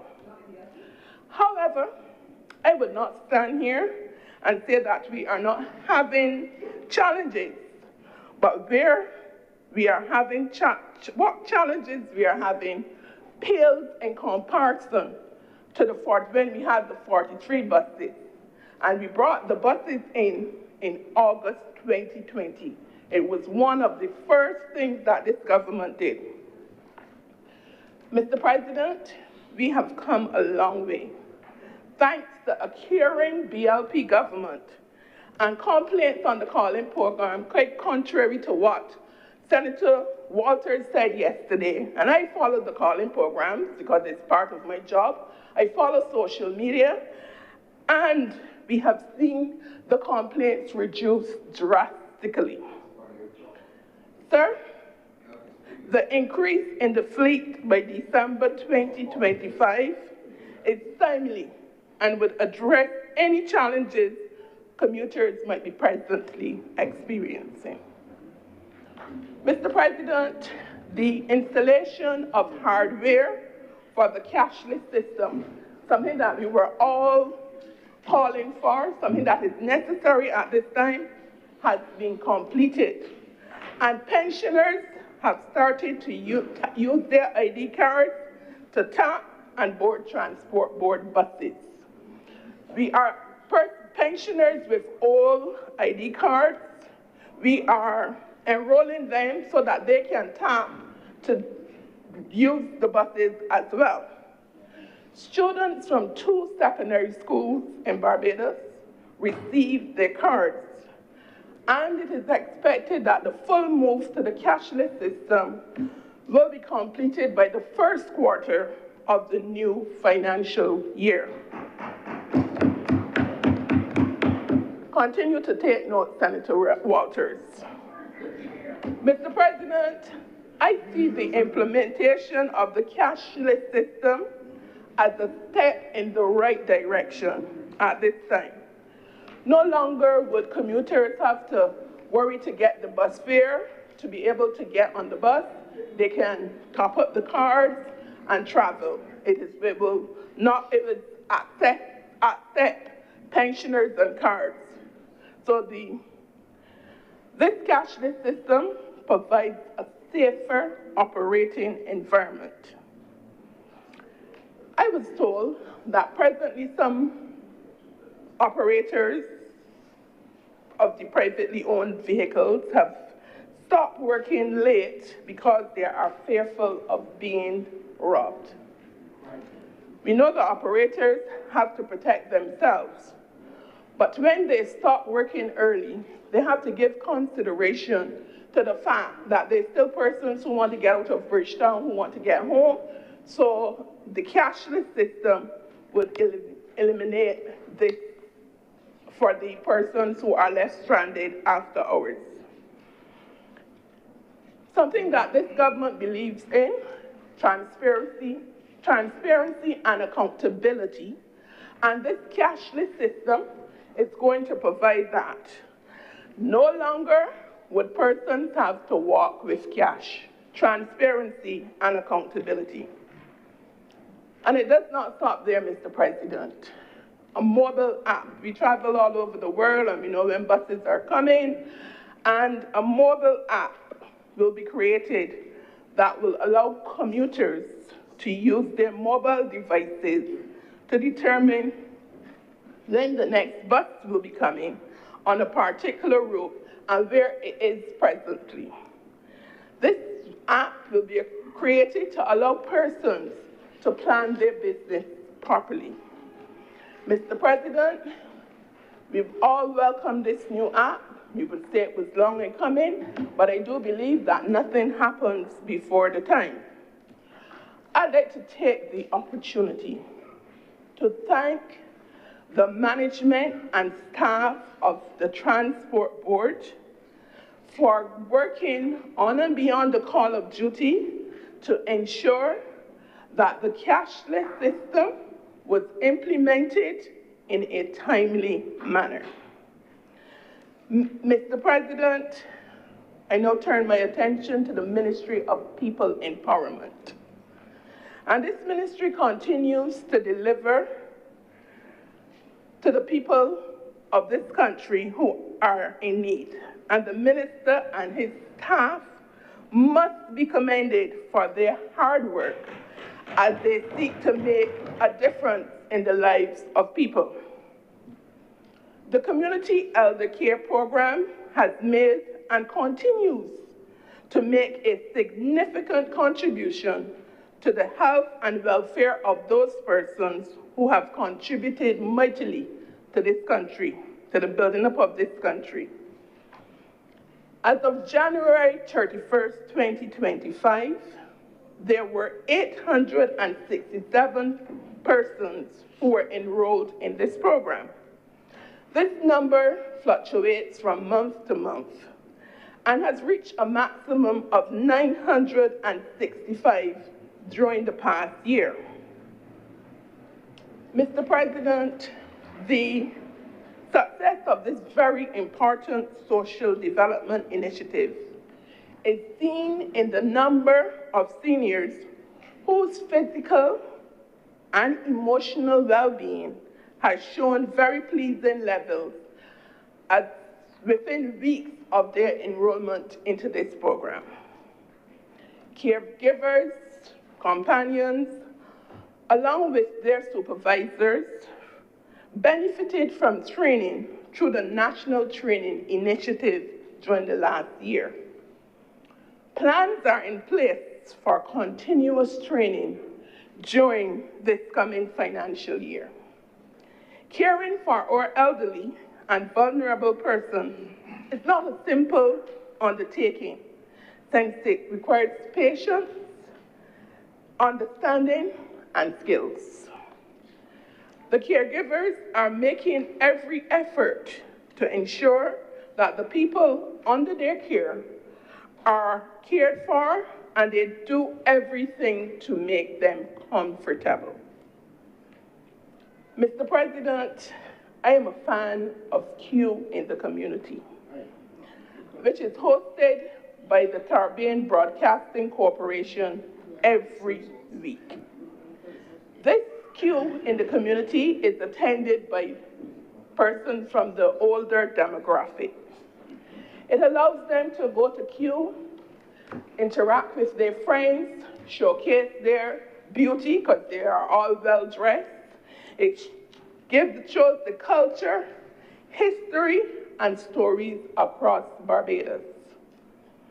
Mr. President, I was happy to see the Elder Affairs program hosting its first queue in the community in February 2025 on what would have been the 80th birthday of Bob Marley. The queue was dubbed Ivory Queue, and persons were dressed in their ivory colors.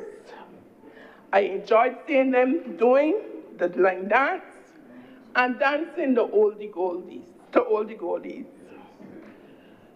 Mr. President, last Thursday, the queue was at Content in St. Thomas, and it was a regathering queue.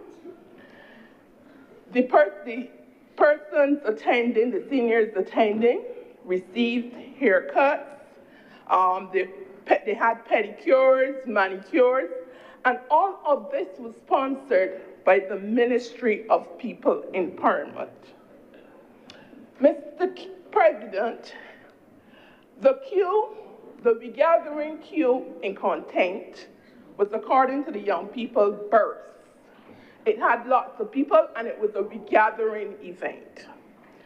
Patrons were made up of locals and visitors. Some of the visitors were persons who came in to be part of the queue in St. Thomas.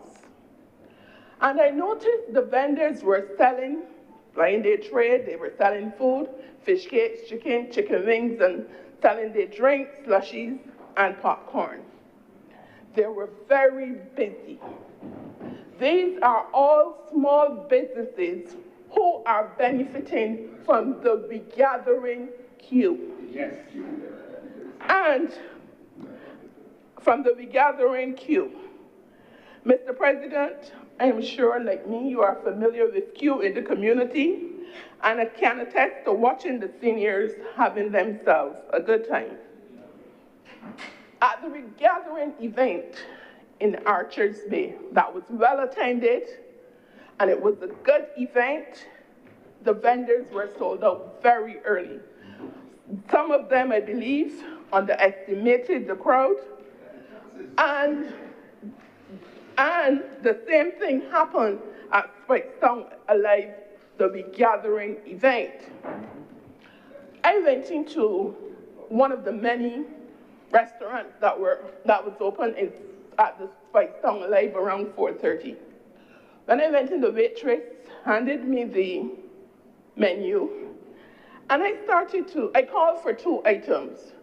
She said, "We are out of that. We are out of this, we are out of this, we are out of this." I said to her, to make it easier for both of us, tell me what you have. She said to me, let me first apologize to you because we were very, very busy at this restaurant here today. We had lots of patrons coming through. This was at Spike Town Alive, a regathering event. It was well attended. I personally can attest to Josephines, who have been calling me since November last year, asking for the regathering calendar for St. Joseph. Why they're calling? Because they were making plans, and some of them are coming home to be part of the regathering event in St. Joseph. It is clear that people are not listening to them. They are coming out and supporting the regathering events. Mr. President, the One Family program of the Ministry of People Empowerment and Elder Affairs was launched in October 2023. Excuse me. This program is aimed at reducing poverty and empowering the lives of 1,000 vulnerable families across Barbados through a comprehensive social inclusion capacity building. This program moves beyond welfare assistance. Recently, I was part of an organization who hosted children and their parents from the One Family program at an event. Mr. President, the children were not identified. They fit in they were there. They were not identified as being part of the One Family program. I was so happy when I saw the smiles on the faces of these children as they enjoyed the event while interacting with other children who were in attendance. They participated fully and showed their appreciation. Mr. President, when they were leaving the event, they thanked members of the organization for inviting them. And they said how they enjoyed themselves and what foods they liked and what foods they enjoyed and how much of this they had. It was a joy to be there with them. I was touched, though, by the thank you that they gave when they were leaving. The organization pledged to invite them to other events. And I do believe that more organizations and families should embrace and include these children from this program at events. What stood out for me was the interaction between the children and the social workers and how they cared for them, they looked out for them. It was evident that the children trusted the social workers. Mr. President, I am looking forward to the amalgamation of the various departments of the Ministry of People Empowerment to the Social Empowerment Agency. With this amalgamation, I trust that persons going to the welfare department would benefit from a faster response time. I am receiving or have received several complaints, genuine ones, from persons who go to the welfare department for assistance, and the wait time is far, far too long. To someone who is in need, desperately in need of assistance, a day is a very long time. So I am looking forward to the amalgamation of these various departments so that persons who are in need can benefit. The Barbados Trust Fund Limited is near and dear to my heart. I watched the development of this department for the past 6 years, and I'm pleased to see the significant contribution it has made to the ordinary man in the street. The Democratic Labour Party went all over Barbados maligning this department. And why? I don't know. This department has helped several people to establish successful businesses. Mr. President, the Trust Fund Limited has successfully capitalized $27.8 million to support economic development across various sectors in this country. It has made significant impact in vital sectors. Agriculture, 677. Culture and creative industries, 189 persons have benefited. Manufacturing, 507. Retail and distribution, 1,529. Services like they helped nail techs, barbers, stuff, to 2,237. Tourism, 43, and that is the list, to name a few. Mr. President, various persons receiving these loans in the various sectors might otherwise be excluded for funding from established financial institutions. It should be noted that 58% of the loans dispersed by the trust fund were to female entrepreneurs, and I think this is commendable. Last week, 2 of these females who benefited from loans from the trust fund to start their business have already called me to say that they are going to be purchasing duty-free commercial stoves. They're going to be purchasing the stoves, that commercial stoves, and they're going to get duty-free on that. They thank the BLP government for allowing them to benefit from this duty-free concession that would enhance their businesses. Mr. President, one of them spoke glowingly about the new loans management system, which allows her to receive loans and to apply for loans and receive loan funds online. She said she can sit in the comfort of her living room in her own time and conduct business for her loans and to get her loan funds online. The Barbados Trust Funds Limited should be commended for this state-of-the-art system.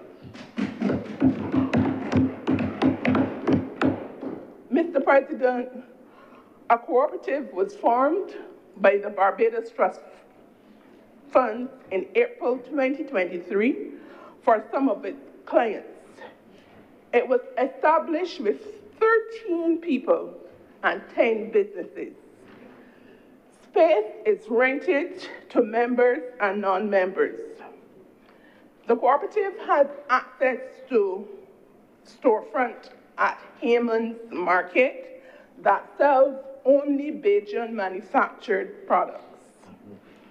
The Emerging Entrepreneurs Broad Street Mall that was held in the heart of Bridgetown last year brought together 50 entrepreneurs representing a wide range of sectors, including retail, manufacturing, food, and beverage. Participants were drawn from key entrepreneurial organizations. This was a groundbreaking initiative that spotlighted the talent, creativity, and resilience of small businesses in Barbados. Mr. President, the minister and her team at the Barbados Trust Loan Funds are giving Barbadians opportunities, and I think that is commendable.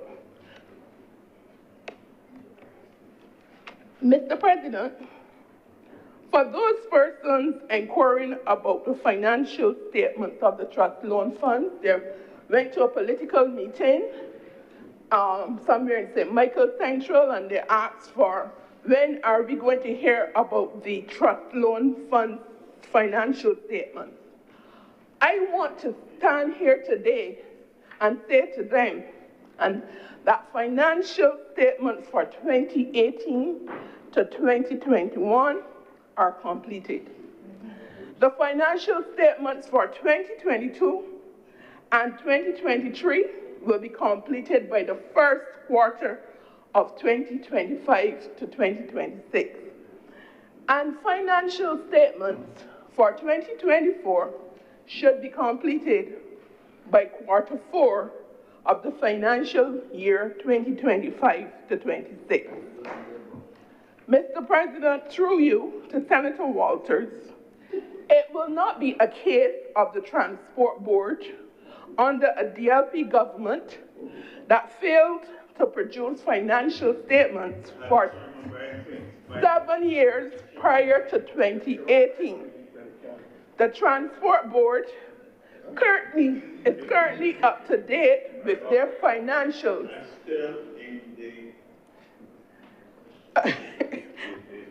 Are currently up to date with their financials 2016, when a Democratic Labour Party government was still in power, still in the Public Accounts Committee, we are waiting to hear about that, and that's when the Public Accounts Committee meeting should be convened so that we can hear about Transport Board prior to the Barbados Labour Party coming to office. 2016 to 2019, the financial statements were completed in 2019 by a BLP government. Audited statements for 2020, 2021, 2023 were completed. 2024 is being worked on, is in the stages of completion. This type of accountability was unheard of under a Democratic Labour Party government. Mr. President, very often we hear a lot of negative comments about the Queen Elizabeth Hospital, like comments made by Senator Walters yesterday. Today, I would like to highlight this institution in a positive way. For 8 weeks, I visited the Queen Elizabeth Hospital every day. And from my first visit, I was surprised by the cleanliness of the plant and the professional manner in which the staff conducted themselves. You passed them on the corridor, they said, good afternoon, good morning, they spoke to you, that type of thing. In any organization, we have a few bad apples, but the good outweighs the bad. Mr. President, today, I would like to use this opportunity to commend the doctors, nurses, and other staff of Ward B8 for their patient care for every patient on that ward. I saw them going on and beyond the call of duty. They did not say, it is 3 o'clock and I have to go home. They worked to make sure that the patients were comfortable. They did everything.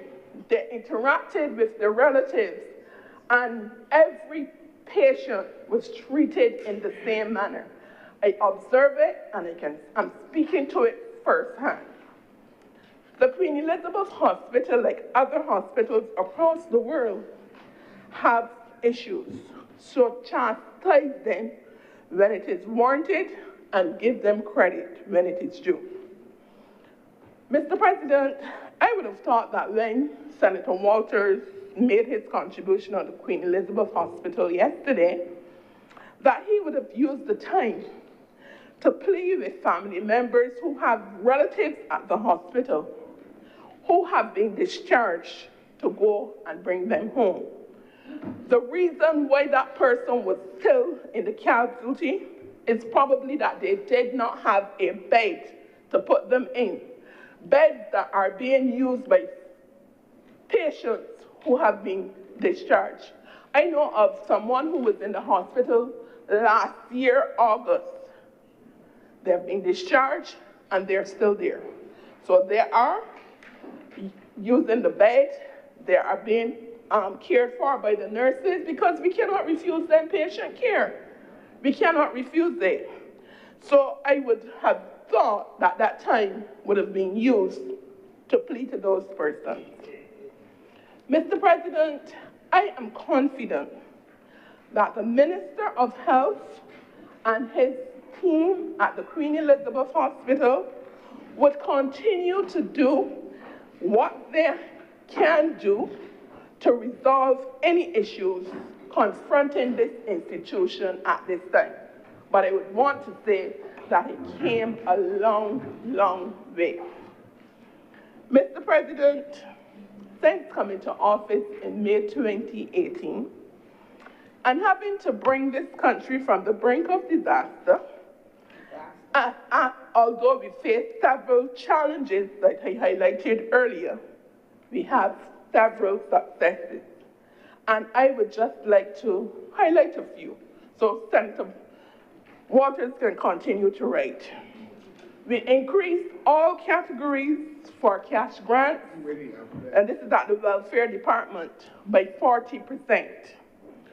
We removed the ceiling on monthly water and electricity payments inclusive of arrears.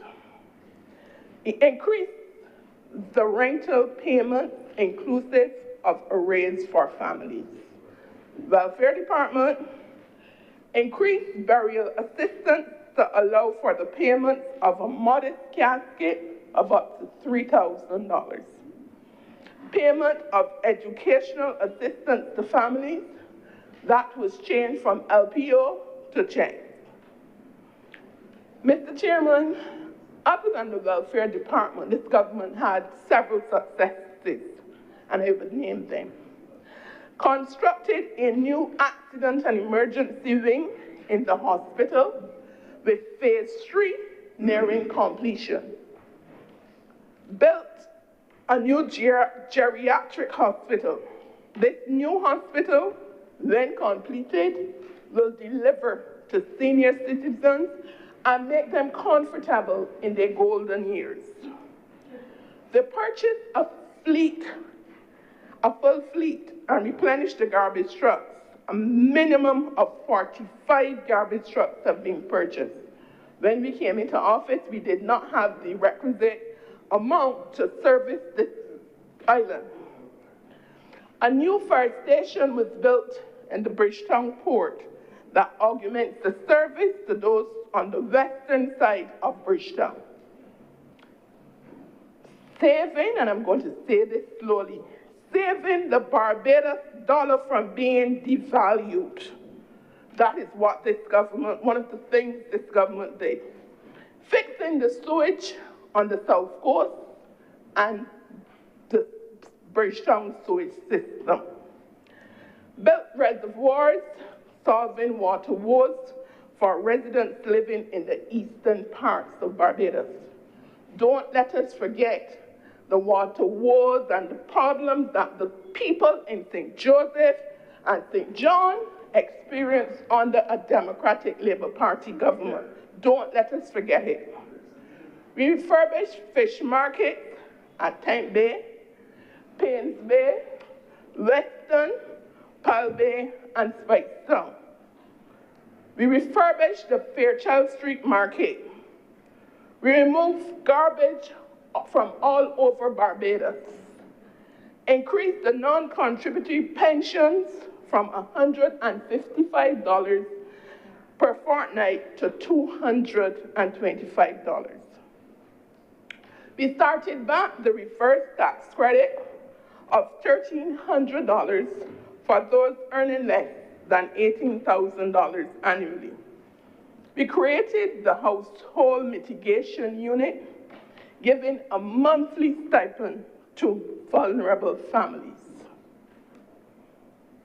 Mr. President, the Prime Minister and her hard-working team since coming to office in 2018 did a very good job at repairing the damage done during the last decade. Lots of work had to be done to restore investor confidence in this country after the mismanagement by a Democratic Labour Party government. Mr. President, they like talking. Let them talk for 5 hours, 10 hours, 15 hours. Let them talk. Let them walk up and down Bridgetown window shopping. When I say window shopping, because when they came out of Bridgetown, just as they went in with their handbags, they came back out. This is the photo. They did not buy an orange. They did not buy butter beans. I didn't see a shopping bag. Nothing of the sort were in their hands. I hear some plums went missing. But yet they claim that things are so hard for the people of this country and could not buy 6 oranges from the market that they went. What a shame. I hear some plungers missing. Mr. President, what I would like to say to them is etched in the memory of Barbadians is the pain and suffering they endured under a Democratic Labour Party for 10 years, from 2008 to 2018. The pain inflicted by the Democratic Labour Party when they were in office. Thankfully, they elected the Barbados Labour Party to rescue them, and that we did. And we showed them that we are a caring government.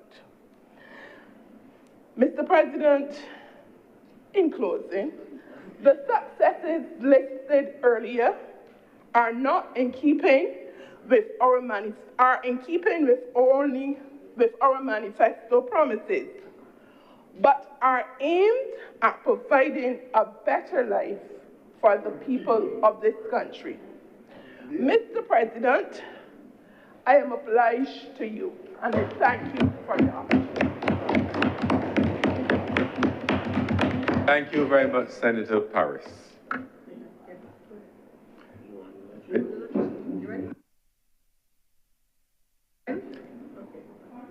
Senator the Honorable Lyndall Nurse. Thank you, Mr. President. So we come again to our usual annual exercise of having to discuss the annual estimates of revenue and expenditure. And of course, we usually take an opportunity to have a look at what budgetary measures have been proposed. So overall, we are going to be showing or estimated for the 2025-26 year revenues totaling $3.5 billion as against expenditures of $5.1 billion. So we know there is an estimated deficit of $1.2 billion, which has to be financed. There are two ways to finance it, of course. You raise additional taxes to generate additional revenues, or you go out and you borrow some additional funds. Local borrowing, foreign borrowing, as you see fit. I can't say that I have seen in the budget this year a lot of additional tax raising measures. So obviously, this additional revenue must be expected to come from borrowing. And in the actual estimates, I know that we have estimated $1.5 billion in foreign borrowing and $0.7 billion from domestic borrowing sources. Not sure, I don't know what is via this year going through the end. We are coming to the end of our current IMF BERT 2 program. So I don't know if the plan is to have another program, a BERT 3. There isn't as I said, it's only, there isn't a lot of funds which I see that are expected to come in from IMF sources. Presumably that is the final funds for the BERT 2, which will be coming in. So where's the other foreign borrowing coming from? Looks like we're going to be relying pretty heavily on the Inter-American Development Bank this year. And with some other contributions from the Latin American thing, as well as I believe the European investment bank. I can just, if the details of those.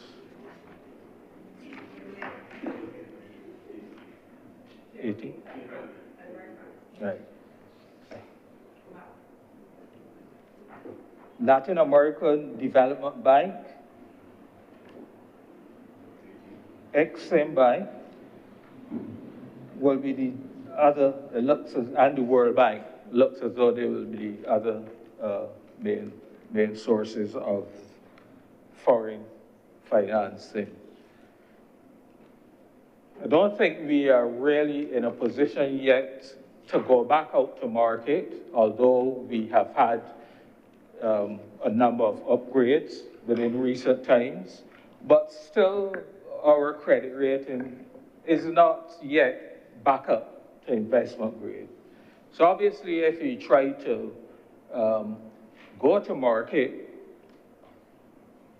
it will likely be very costly, because obviously you're going to have to pay risk premiums to be able to borrow on the market, and higher because of higher interest rates which will be required. So I don't know, we will have to wait and see and hear from government whether or not it may be prudent whether to go for another Work 3 in the coming year. In terms of the domestic financing, the funds are expected to be raised primarily from debentures and T-bills, and but majority of the funds from other, and I don't know what that other source is, because it's really not spelled out in here. So that may be from domestic banking sources or other financial institutions. I don't know. But it is interesting because we had projected in the previous year to raise funds through the BOSS bonds, the BOSS Plus bonds, and that didn't seem to, anti-notes, and didn't seem to materialize. As a matter of fact, if you look at what is projected in terms of from those sources, you are projecting by the end of the year to raise 58 million in BOSS bonds and 16 million from the issuance of Series J. So that does not seem, based on this, to have been a very successful venture for raising financing. And so you have to wonder if the public has not as yet gotten back the level of confidence that they are prepared to start investing again in government securities at the levels that they would have done in previous years. So we wait and see how this works out, but it certainly is something that we have to keep in mind. We have to keep in mind as we move forward, because of the implications also for the costs, the debt borrowing costs, which can arise because of the difficulties in being able to raise funds either on the local market or on the foreign market, and because we may have to adjust the interest, the interest rates on these securities. So we wait and see what happens as we move forward into this year.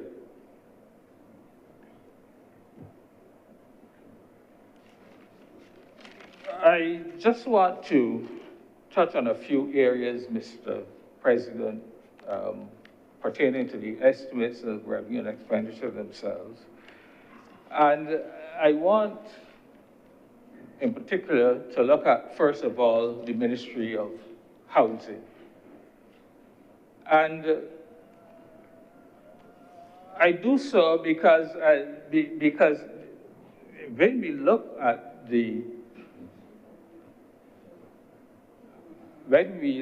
entities which come under the Ministry of Housing, for example, we have the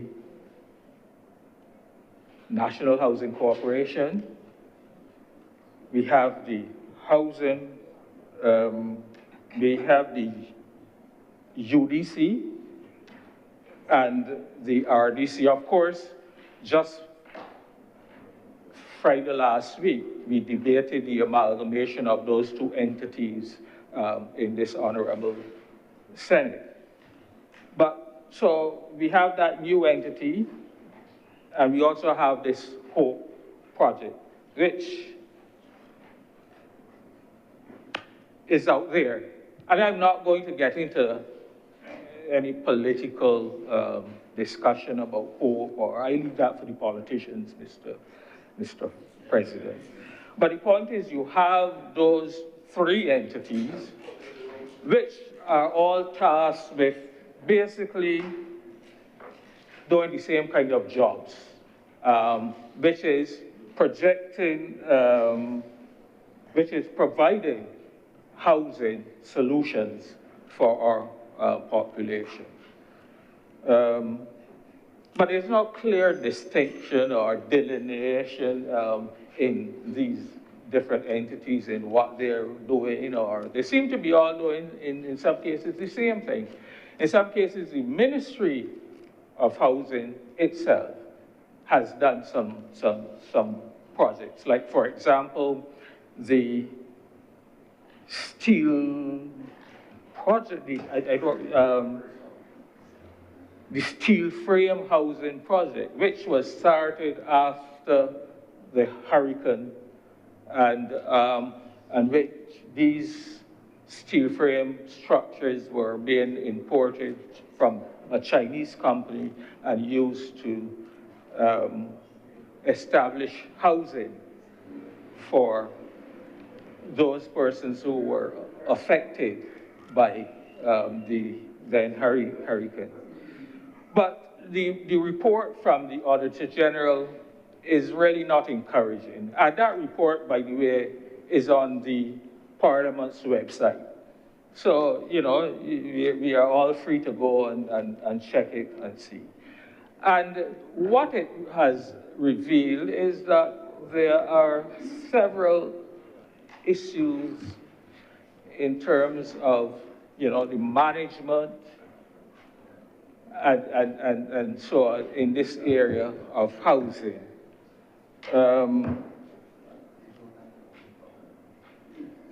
For example, you have a project, the same steel project, which was estimated to cost $29 million, and has now subsequently revised to be in excess of $50 million.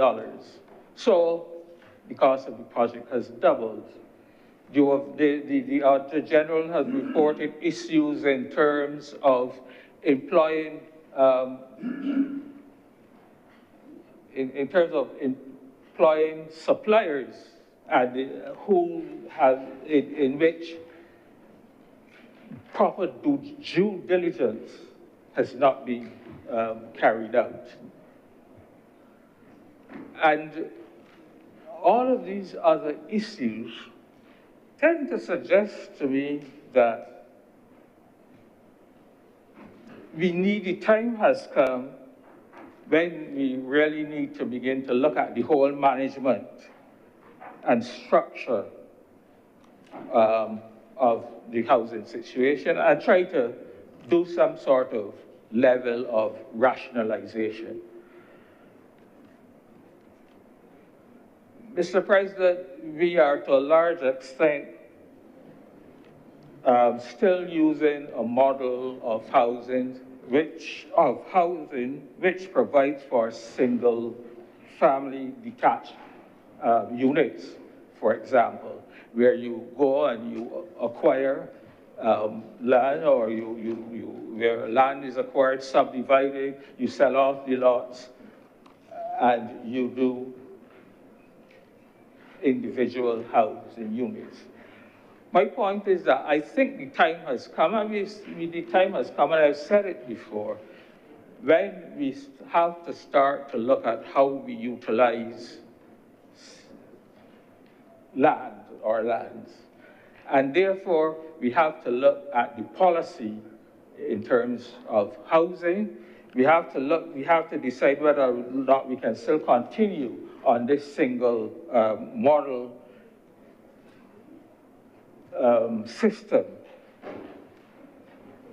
I would suggest, Mr. President, that given the diversity of the housing market, that and given our scarce land resources, that we have to begin to look at things like condominium type housing. We have to look at duplexes. We have to look at high rises structures and therefore try to increase the housing density so that we efficiently, or more efficiently, I should say, utilize our scarce land resources. And they have always complemented one project which was a good example of what can be done. And that is the London-born project there in Bay Street, where high-rise structures, where we did a project with high-rise structures, and it has brought to that part of the city an improvement in terms of the overall housing in that area. And you can see that that area is now no longer in this old and to some extent dilapidated state that it was, and it has added to the improvement of the whole Bridgetown environment.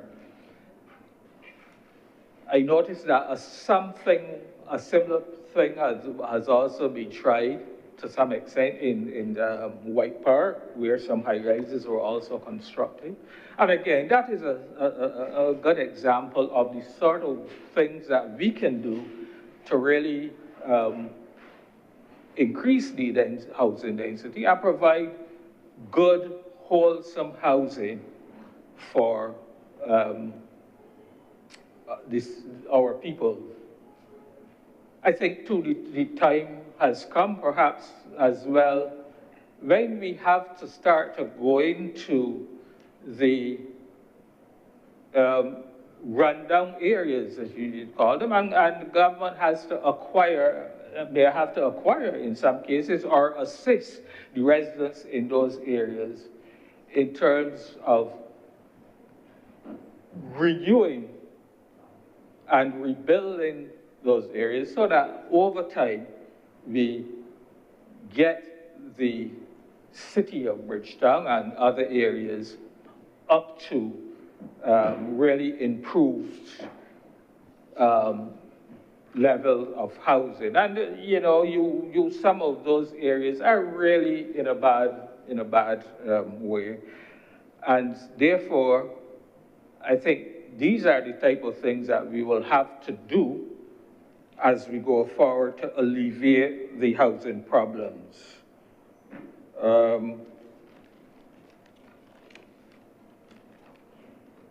But there's also another aspect of it, because a couple of years ago, the University of the West Indies had done a study for the government when they were preparing their report on Habitat, I believe it was Habitat 2 or Habitat 3. And one of the things coming out of that study was that 1 in every 8 houses in Barbados was unoccupied. And obviously that would be for various reasons. Some of them would have been in a dilapidated state and not fit for habitation. Some of them may have family issues surrounding them, and various other reasons.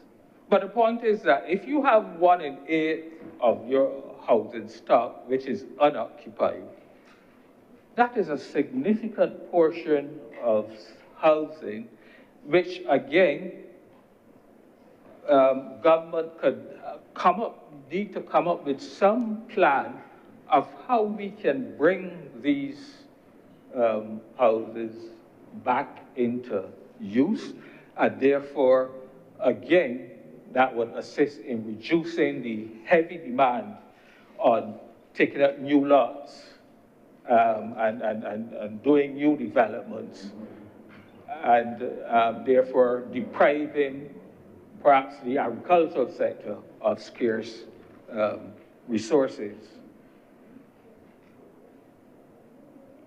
I think that maybe the time has come for the Ministry of Housing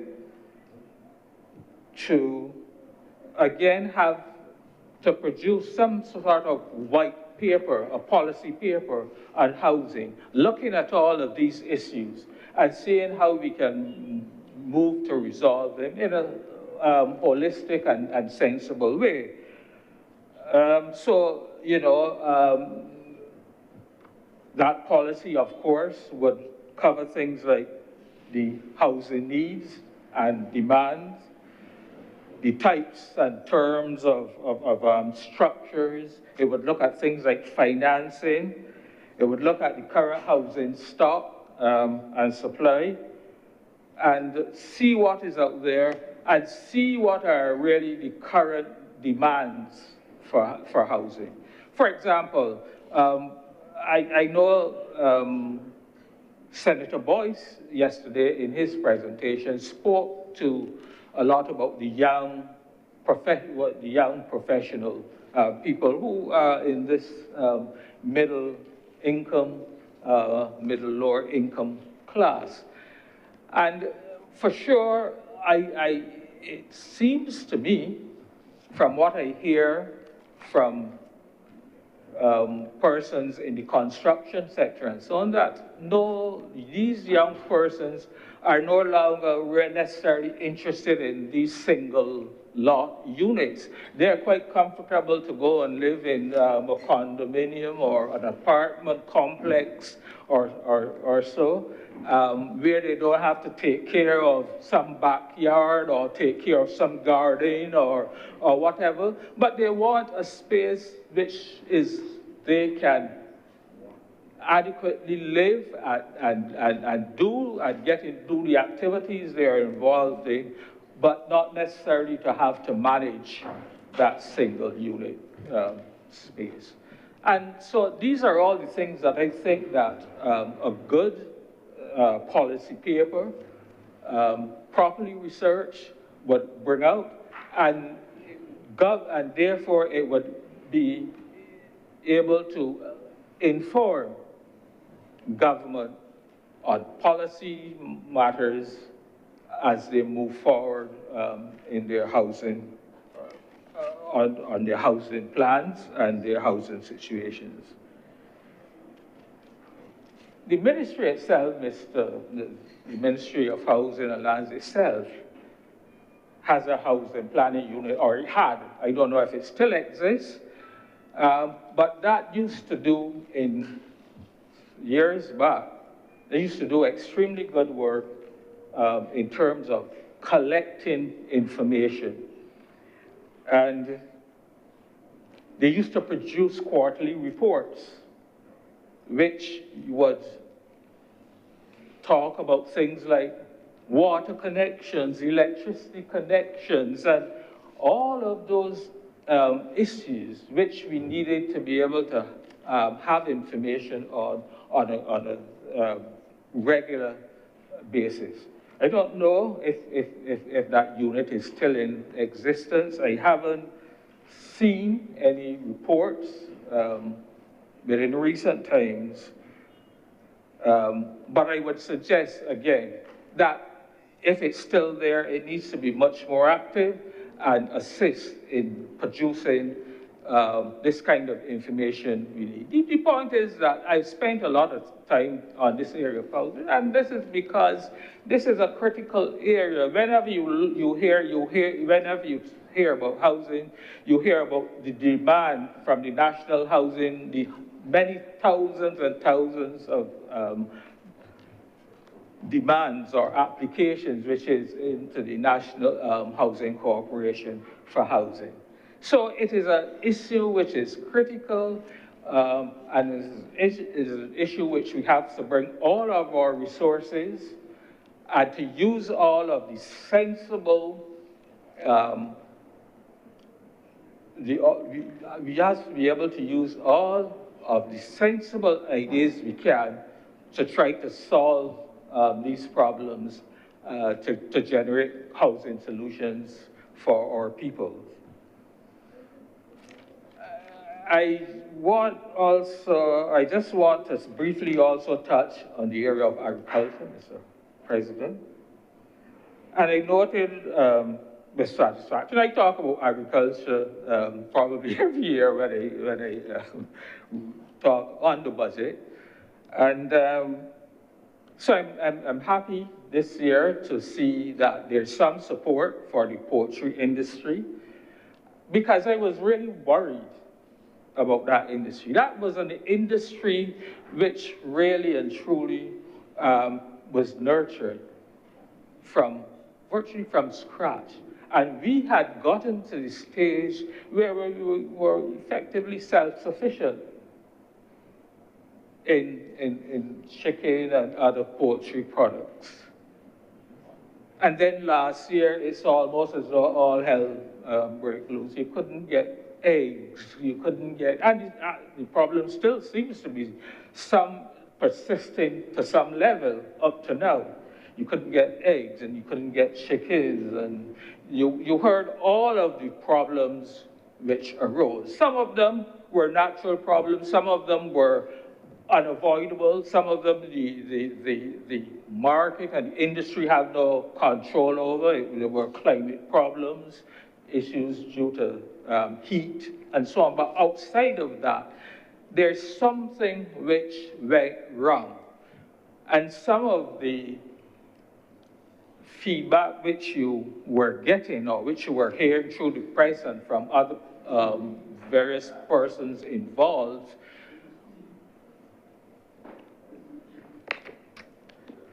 was that a lot of the small farmers, for example, who at one time were usually employed as contract growers for the bigger suppliers, or went out of production. And so the whole industry seemed to have come under, in recent times, a murder of issues which has affected it. And so to some extent, I am happy to see that government has, in this budget, has put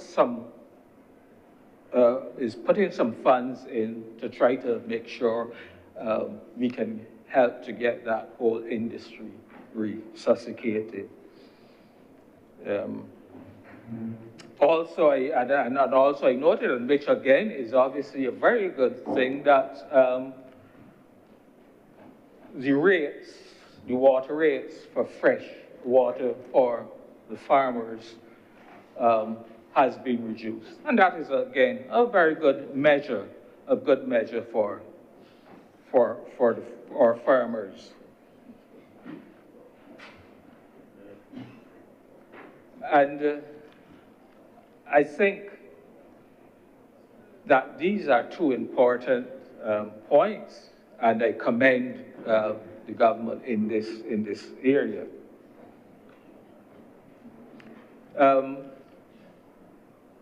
While I'm on the question of water, though, Mr. President, I would also like to recognize that a few years ago in the budget, there was a tax which was added on to our water bills, which was to provide additional financing for water and sewage. And I believe part of it went to garbage collection as well. And like all of us, we gripe because it was an additional tax that we had to pay. But the fact of the matter is, Mr. President,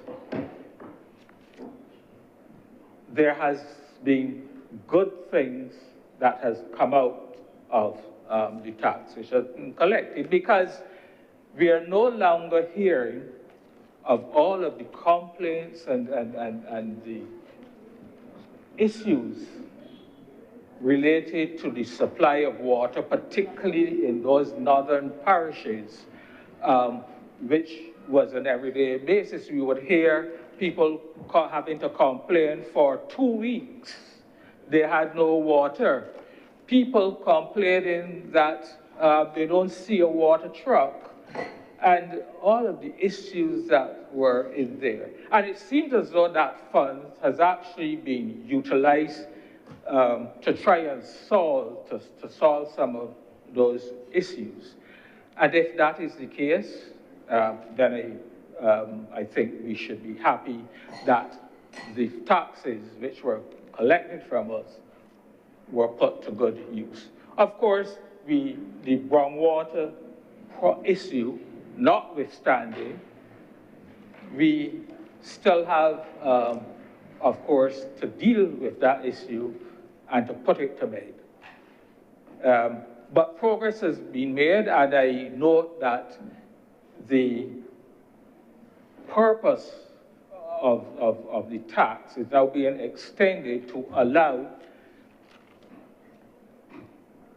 a portion, some part of that is collected to be applied to capital usage, which means we now have the opportunity to upgrade our distribution network and to use some of that funds to replace some of the mains and so on, which year after year and time after time, we hear we have a distribution system which is old, which really is in need of repair. And so I am hoping that this will be a continuing project, and that we will not have to go back to the times where we have issues in terms of these good and reliable supply of water. And especially, as I said, in those northern parishes. Mr. President, there are a few items in the budget which I just want to touch on as well. And I should say that it seems to me that this was quite a social type of budget. There are quite a number of issues which sort of address some of the niggling social issues that people have been complaining about, and they're not big ticket items. They're not items that will call for, millions and millions of dollars to inject, but things which the general population of Barbados will be happy with. But again, in terms of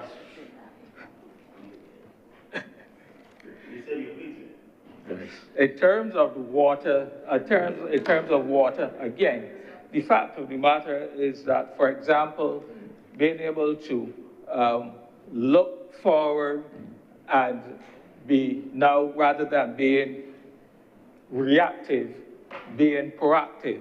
So for example, I now see that every plan which is now submitted for construction of a new residential property will be required to have installed a water tank. And that makes sense. That is a good measure for mitigation as we move forward. I visited when, in another life, when I worked with a firm. I visited Bermuda pretty often, and I saw what they had to do in order to be able to make sure that they have sustainable supply of water, and it worked well. Everybody had to have these as part of their construction. They had to have these houses, these tanks, either on their roof or in the floor. And the same thing you saw in some of the Grenadine islands when you travel as well. So I think these sort of mitigation efforts is going to be useful, and they make sense. It's going to relieve the government of a lot of the issues which they have in terms of having to set up people with water tankers and so on, and to supply water to households. And, you know, people calling in and saying, well, I see the water it off since, you know, last week, and I see a water tanker come through, and I had to go down to the next community or something with 2 5-gallon bottles or something to get a little water. So those are the type of social issues which we could solve by these sort of mitigation efforts which are being put in place. I now want to just talk about a few of these other social issues. I know, for example, Mr. President, there is projected to have a project in which $5 million is being injected for the purpose of providing podiatric care for persons over 70 years. But I think that's again, a very good project. But I would only have suggested that this project, which will obviously benefit diabetics to a large extent, because diabetics do have significant foot issues, and therefore I would have said maybe we should have included not only people diabetics over 70, which this will cover, but all diabetics. And we hear about the amputation capital of the world, and we always hear mention of Barbados in that regard. And so if we can solve a lot of these issues by having this level of care for our diabetics and for others over 70, then again, we reduce the demands on our health system, and therefore those funds could be directed into other areas of our health system. The other thing I want to say in regards of health is, Mr. President, I go to, one of my social activities now seem to be that you go to funerals. It's depressing. And the truth is that when you listen to those eulogies, you hear in a lot of cases dementia, the mention of dementia, and Alzheimer's, and so on. And it is obviously a real big issue in our society, as it is worldwide. Major problems. As it is worldwide.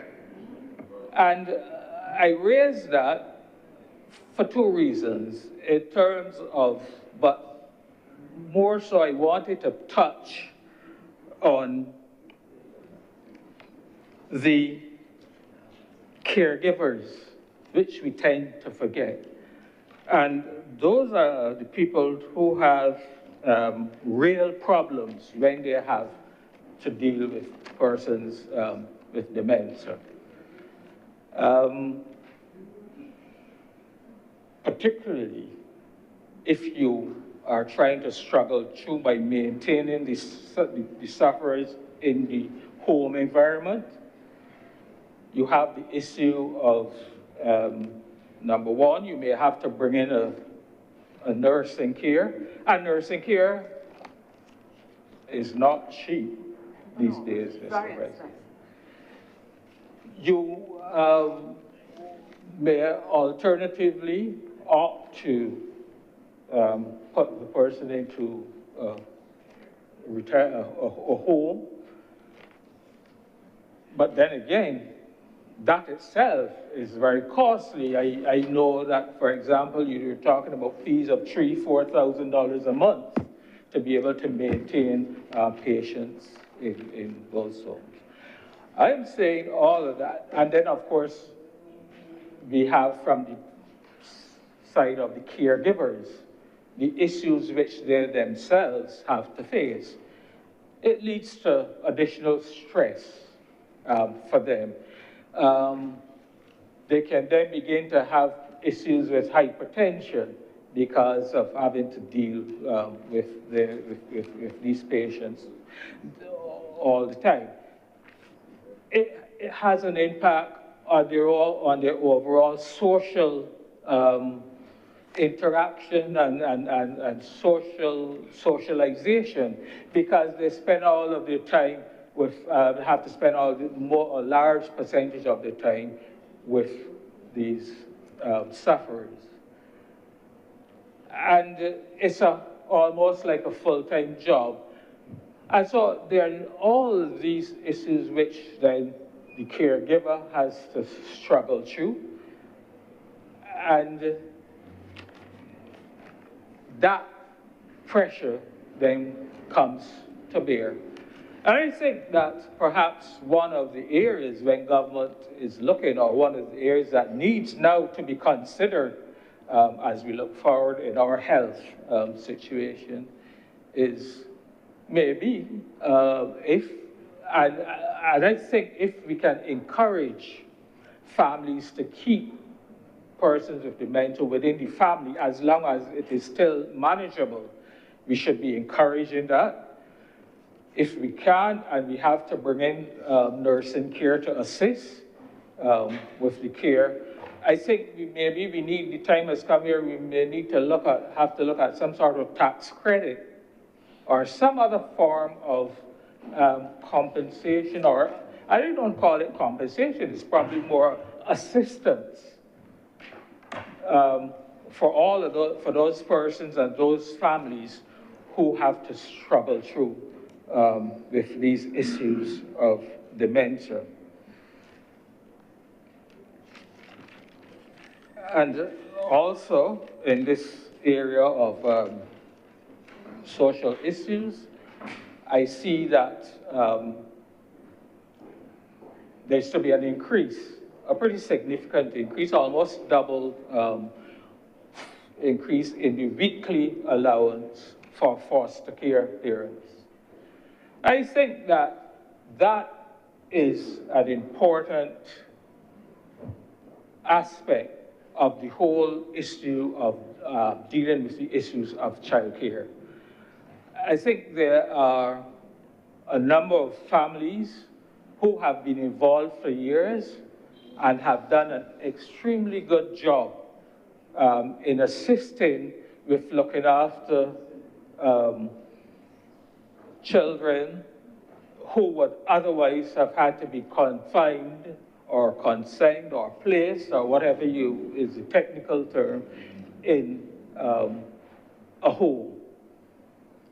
And so I would like to see this aspect of it being expanded and encouraged, and that families be encouraged to take on the responsibility where they can of getting involved in the whole question of foster care. And so I think, again, that is a good move, and that is a step in the right direction.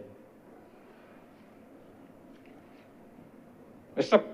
President, before I run out of time, and there's just one other area under the estimates themselves, dealing with the estimates themselves, which I also want to cover off on, and it is in the area of energy, Mr.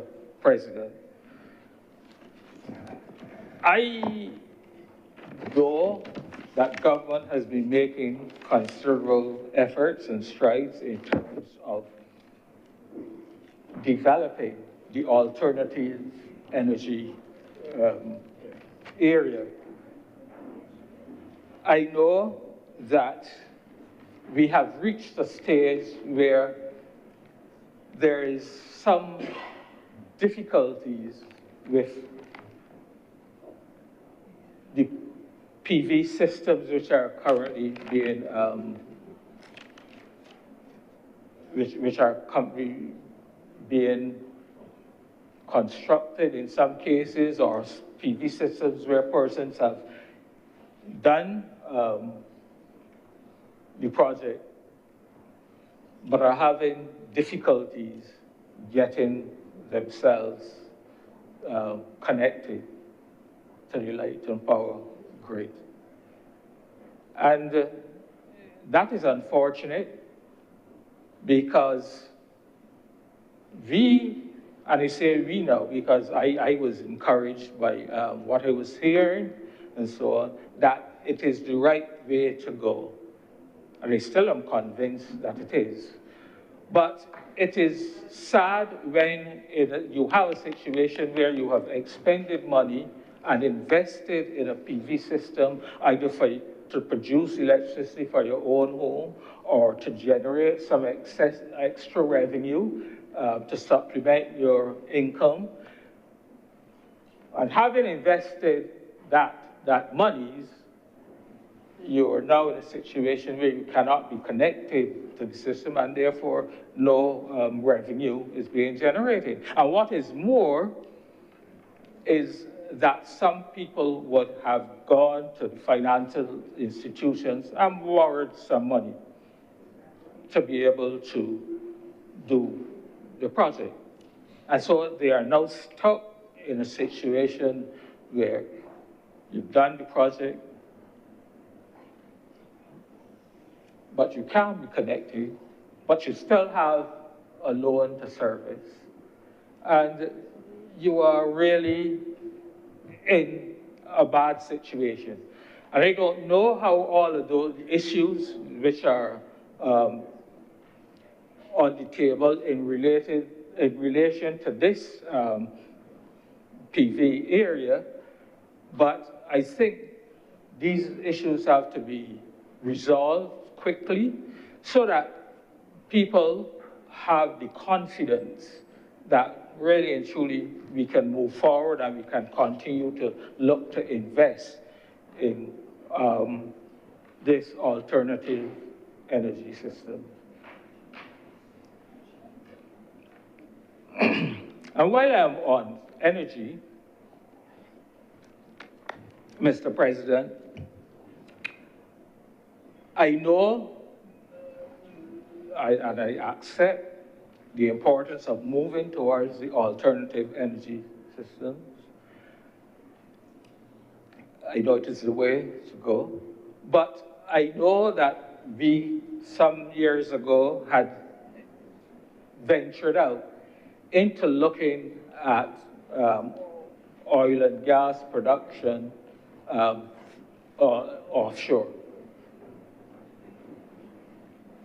It seems as though within recent times, nothing is happening out there. And I may be wrong, but let me say that I haven't heard about anything that is happening. Now, I don't know if the government obviously has been supporting and been pushing the issues connected to climate change as well as it should. But the question is, should we not also be continuing to look at that area as a possible means of making sure that we have a diversified energy sector? And Mr. President, if you look at Guyana, for example, Guyana has benefited significantly. Guyana now has a average GDP growth rate of 9% over the last 10 years. And it's because they have now one of the big players in the world in oil production. So while, and it is interesting to note also that when you look at the USA, for example, we now have a president who is all bent on rolling back all of the mitigation issues and so on which were put in place to help help in terms of climate issues. So all of those are being rolled back. The U.S. is again going to be pulling out again of the Paris Accord. And so it seems as though the big players are also ignoring the issues related to climate change. And I'm not suggesting that the USA should be the role model that we should follow, but the point is that as a small island developing state, as a small island with a very small economy, we have to make sure that any resources we have, we utilize them to the best, in the best way that we can. And as a matter of fact, if we were to be able to get good results coming out of our oil exploration and drilling exercise, we could actually be using those funds, some of those funds as well, to help develop the alternative energy systems as well. So I don't see necessarily that one is necessarily exclusive to the other, but that we should be looking overall to see how all of our various energy resources are used to maximum effect. And so I raised that because, as I said, I haven't been hearing anything about it. So I don't know if we're moving forward, if we're moving back, if we're spinning top in mud, what is happening in that area. Mr. President, I think that covers a lot of the comments I would have wished to make in terms of the estimates and in terms of the budget. And I just want to wrap up by just talking very briefly about the Public Accounts Committee, Mr. President. I am concerned that we have a committee which is supposed to be a kind of a watchdog, or supposed to be overlooking what happens in terms of transparency and so on, and how government utilizes and spends the finances which are voted for, voted for the government in Parliament. And the Public Accounts Committee, in my mind, has a crucial role to play in that regard. It is, to my mind, a critical and a crucial committee for Parliament.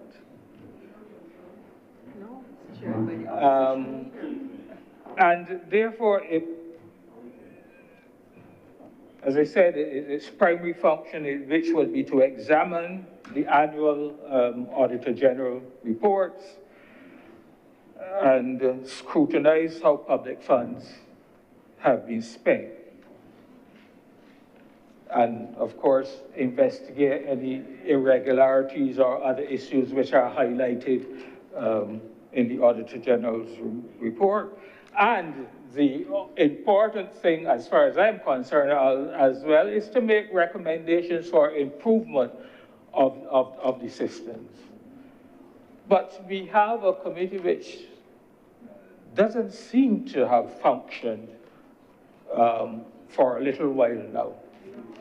I don't know what the issues are. I'm not going to try to raise them because I don't know. I don't sit on the committee, so I don't know. But Have a raise to identify that the opposition leader is the chair. But, Mr. President, I think we need to see if it's necessary that, if they are necessary that there are problems which hinders the committee from functioning. Yes, the chair. I don't know if there's I don't know if there are attendance issues. I don't know if there are Mr. other Chairman. issues. I rise on a point of order. What's your point of order? The honorable senator, bless him, I know he means well, but he is misleading the House. The PSC committee on which we sit, I sit on that committee, I sat on the last committee, I sit on this one. The committee, to the best of my knowledge, has not met since June 2024 because a meeting has not been called by the chairman. That is unequivocal the fact. And the chairman is the leader of the opposition. And the question of attendance, Mr. Chairman, on every occasion, and the records are there to show, the government members have been present at the meetings of the PSC. Thank you, Senator Cummins. Please proceed, Senator Nurse. But it doesn't seem to have been working. It doesn't seem to have been functioning. And I don't know. All I'm saying is I don't know what can be done. What can be done to cause this committee to function? What is necessary? And all I'm saying is that perhaps the time has come when Parliament has to look at the issues and do whatever is necessary to create a workable solution to seeing that this committee functions, because it has an important part to play, and I would like to see it functioning as we go forward. And therefore, Mr. President, that covers off my observations on these estimates and the budget. I hope that the various various concessions which were given will be gratefully accepted, and that they will prove to be useful and beneficial to those sectors of the society which that will be benefiting. I of course, and I should of course speak for the bar, for which I'm also a member, and I'm sure that they too would be grateful for the fact that we have moved, the government have moved from $40,000 to $50,000 in terms of the annual allowance. And that is good, because I think that for a long time, those, that group of persons, retired persons generally, have been asking for various eases, for ease in the tax and the fact that they have to pay tax, and therefore that is going to be, that is useful for them, and I also would commend that decision to ease our retired person. And with those few words, Mr. President, I am obliged. Thank you very much, Senator Nurse. Senator Cummins. Mr. President, I beg to move the suspension of this sitting of the House for lunch until 2:30 p.m. The question is that this sitting be suspended until 2:30 p.m. today. Will those honorable senators in favor please say aye? Aye. Those honorable senators against please say no. Methinks the ayes have it. This sitting is suspended until 2:30 p.m. today.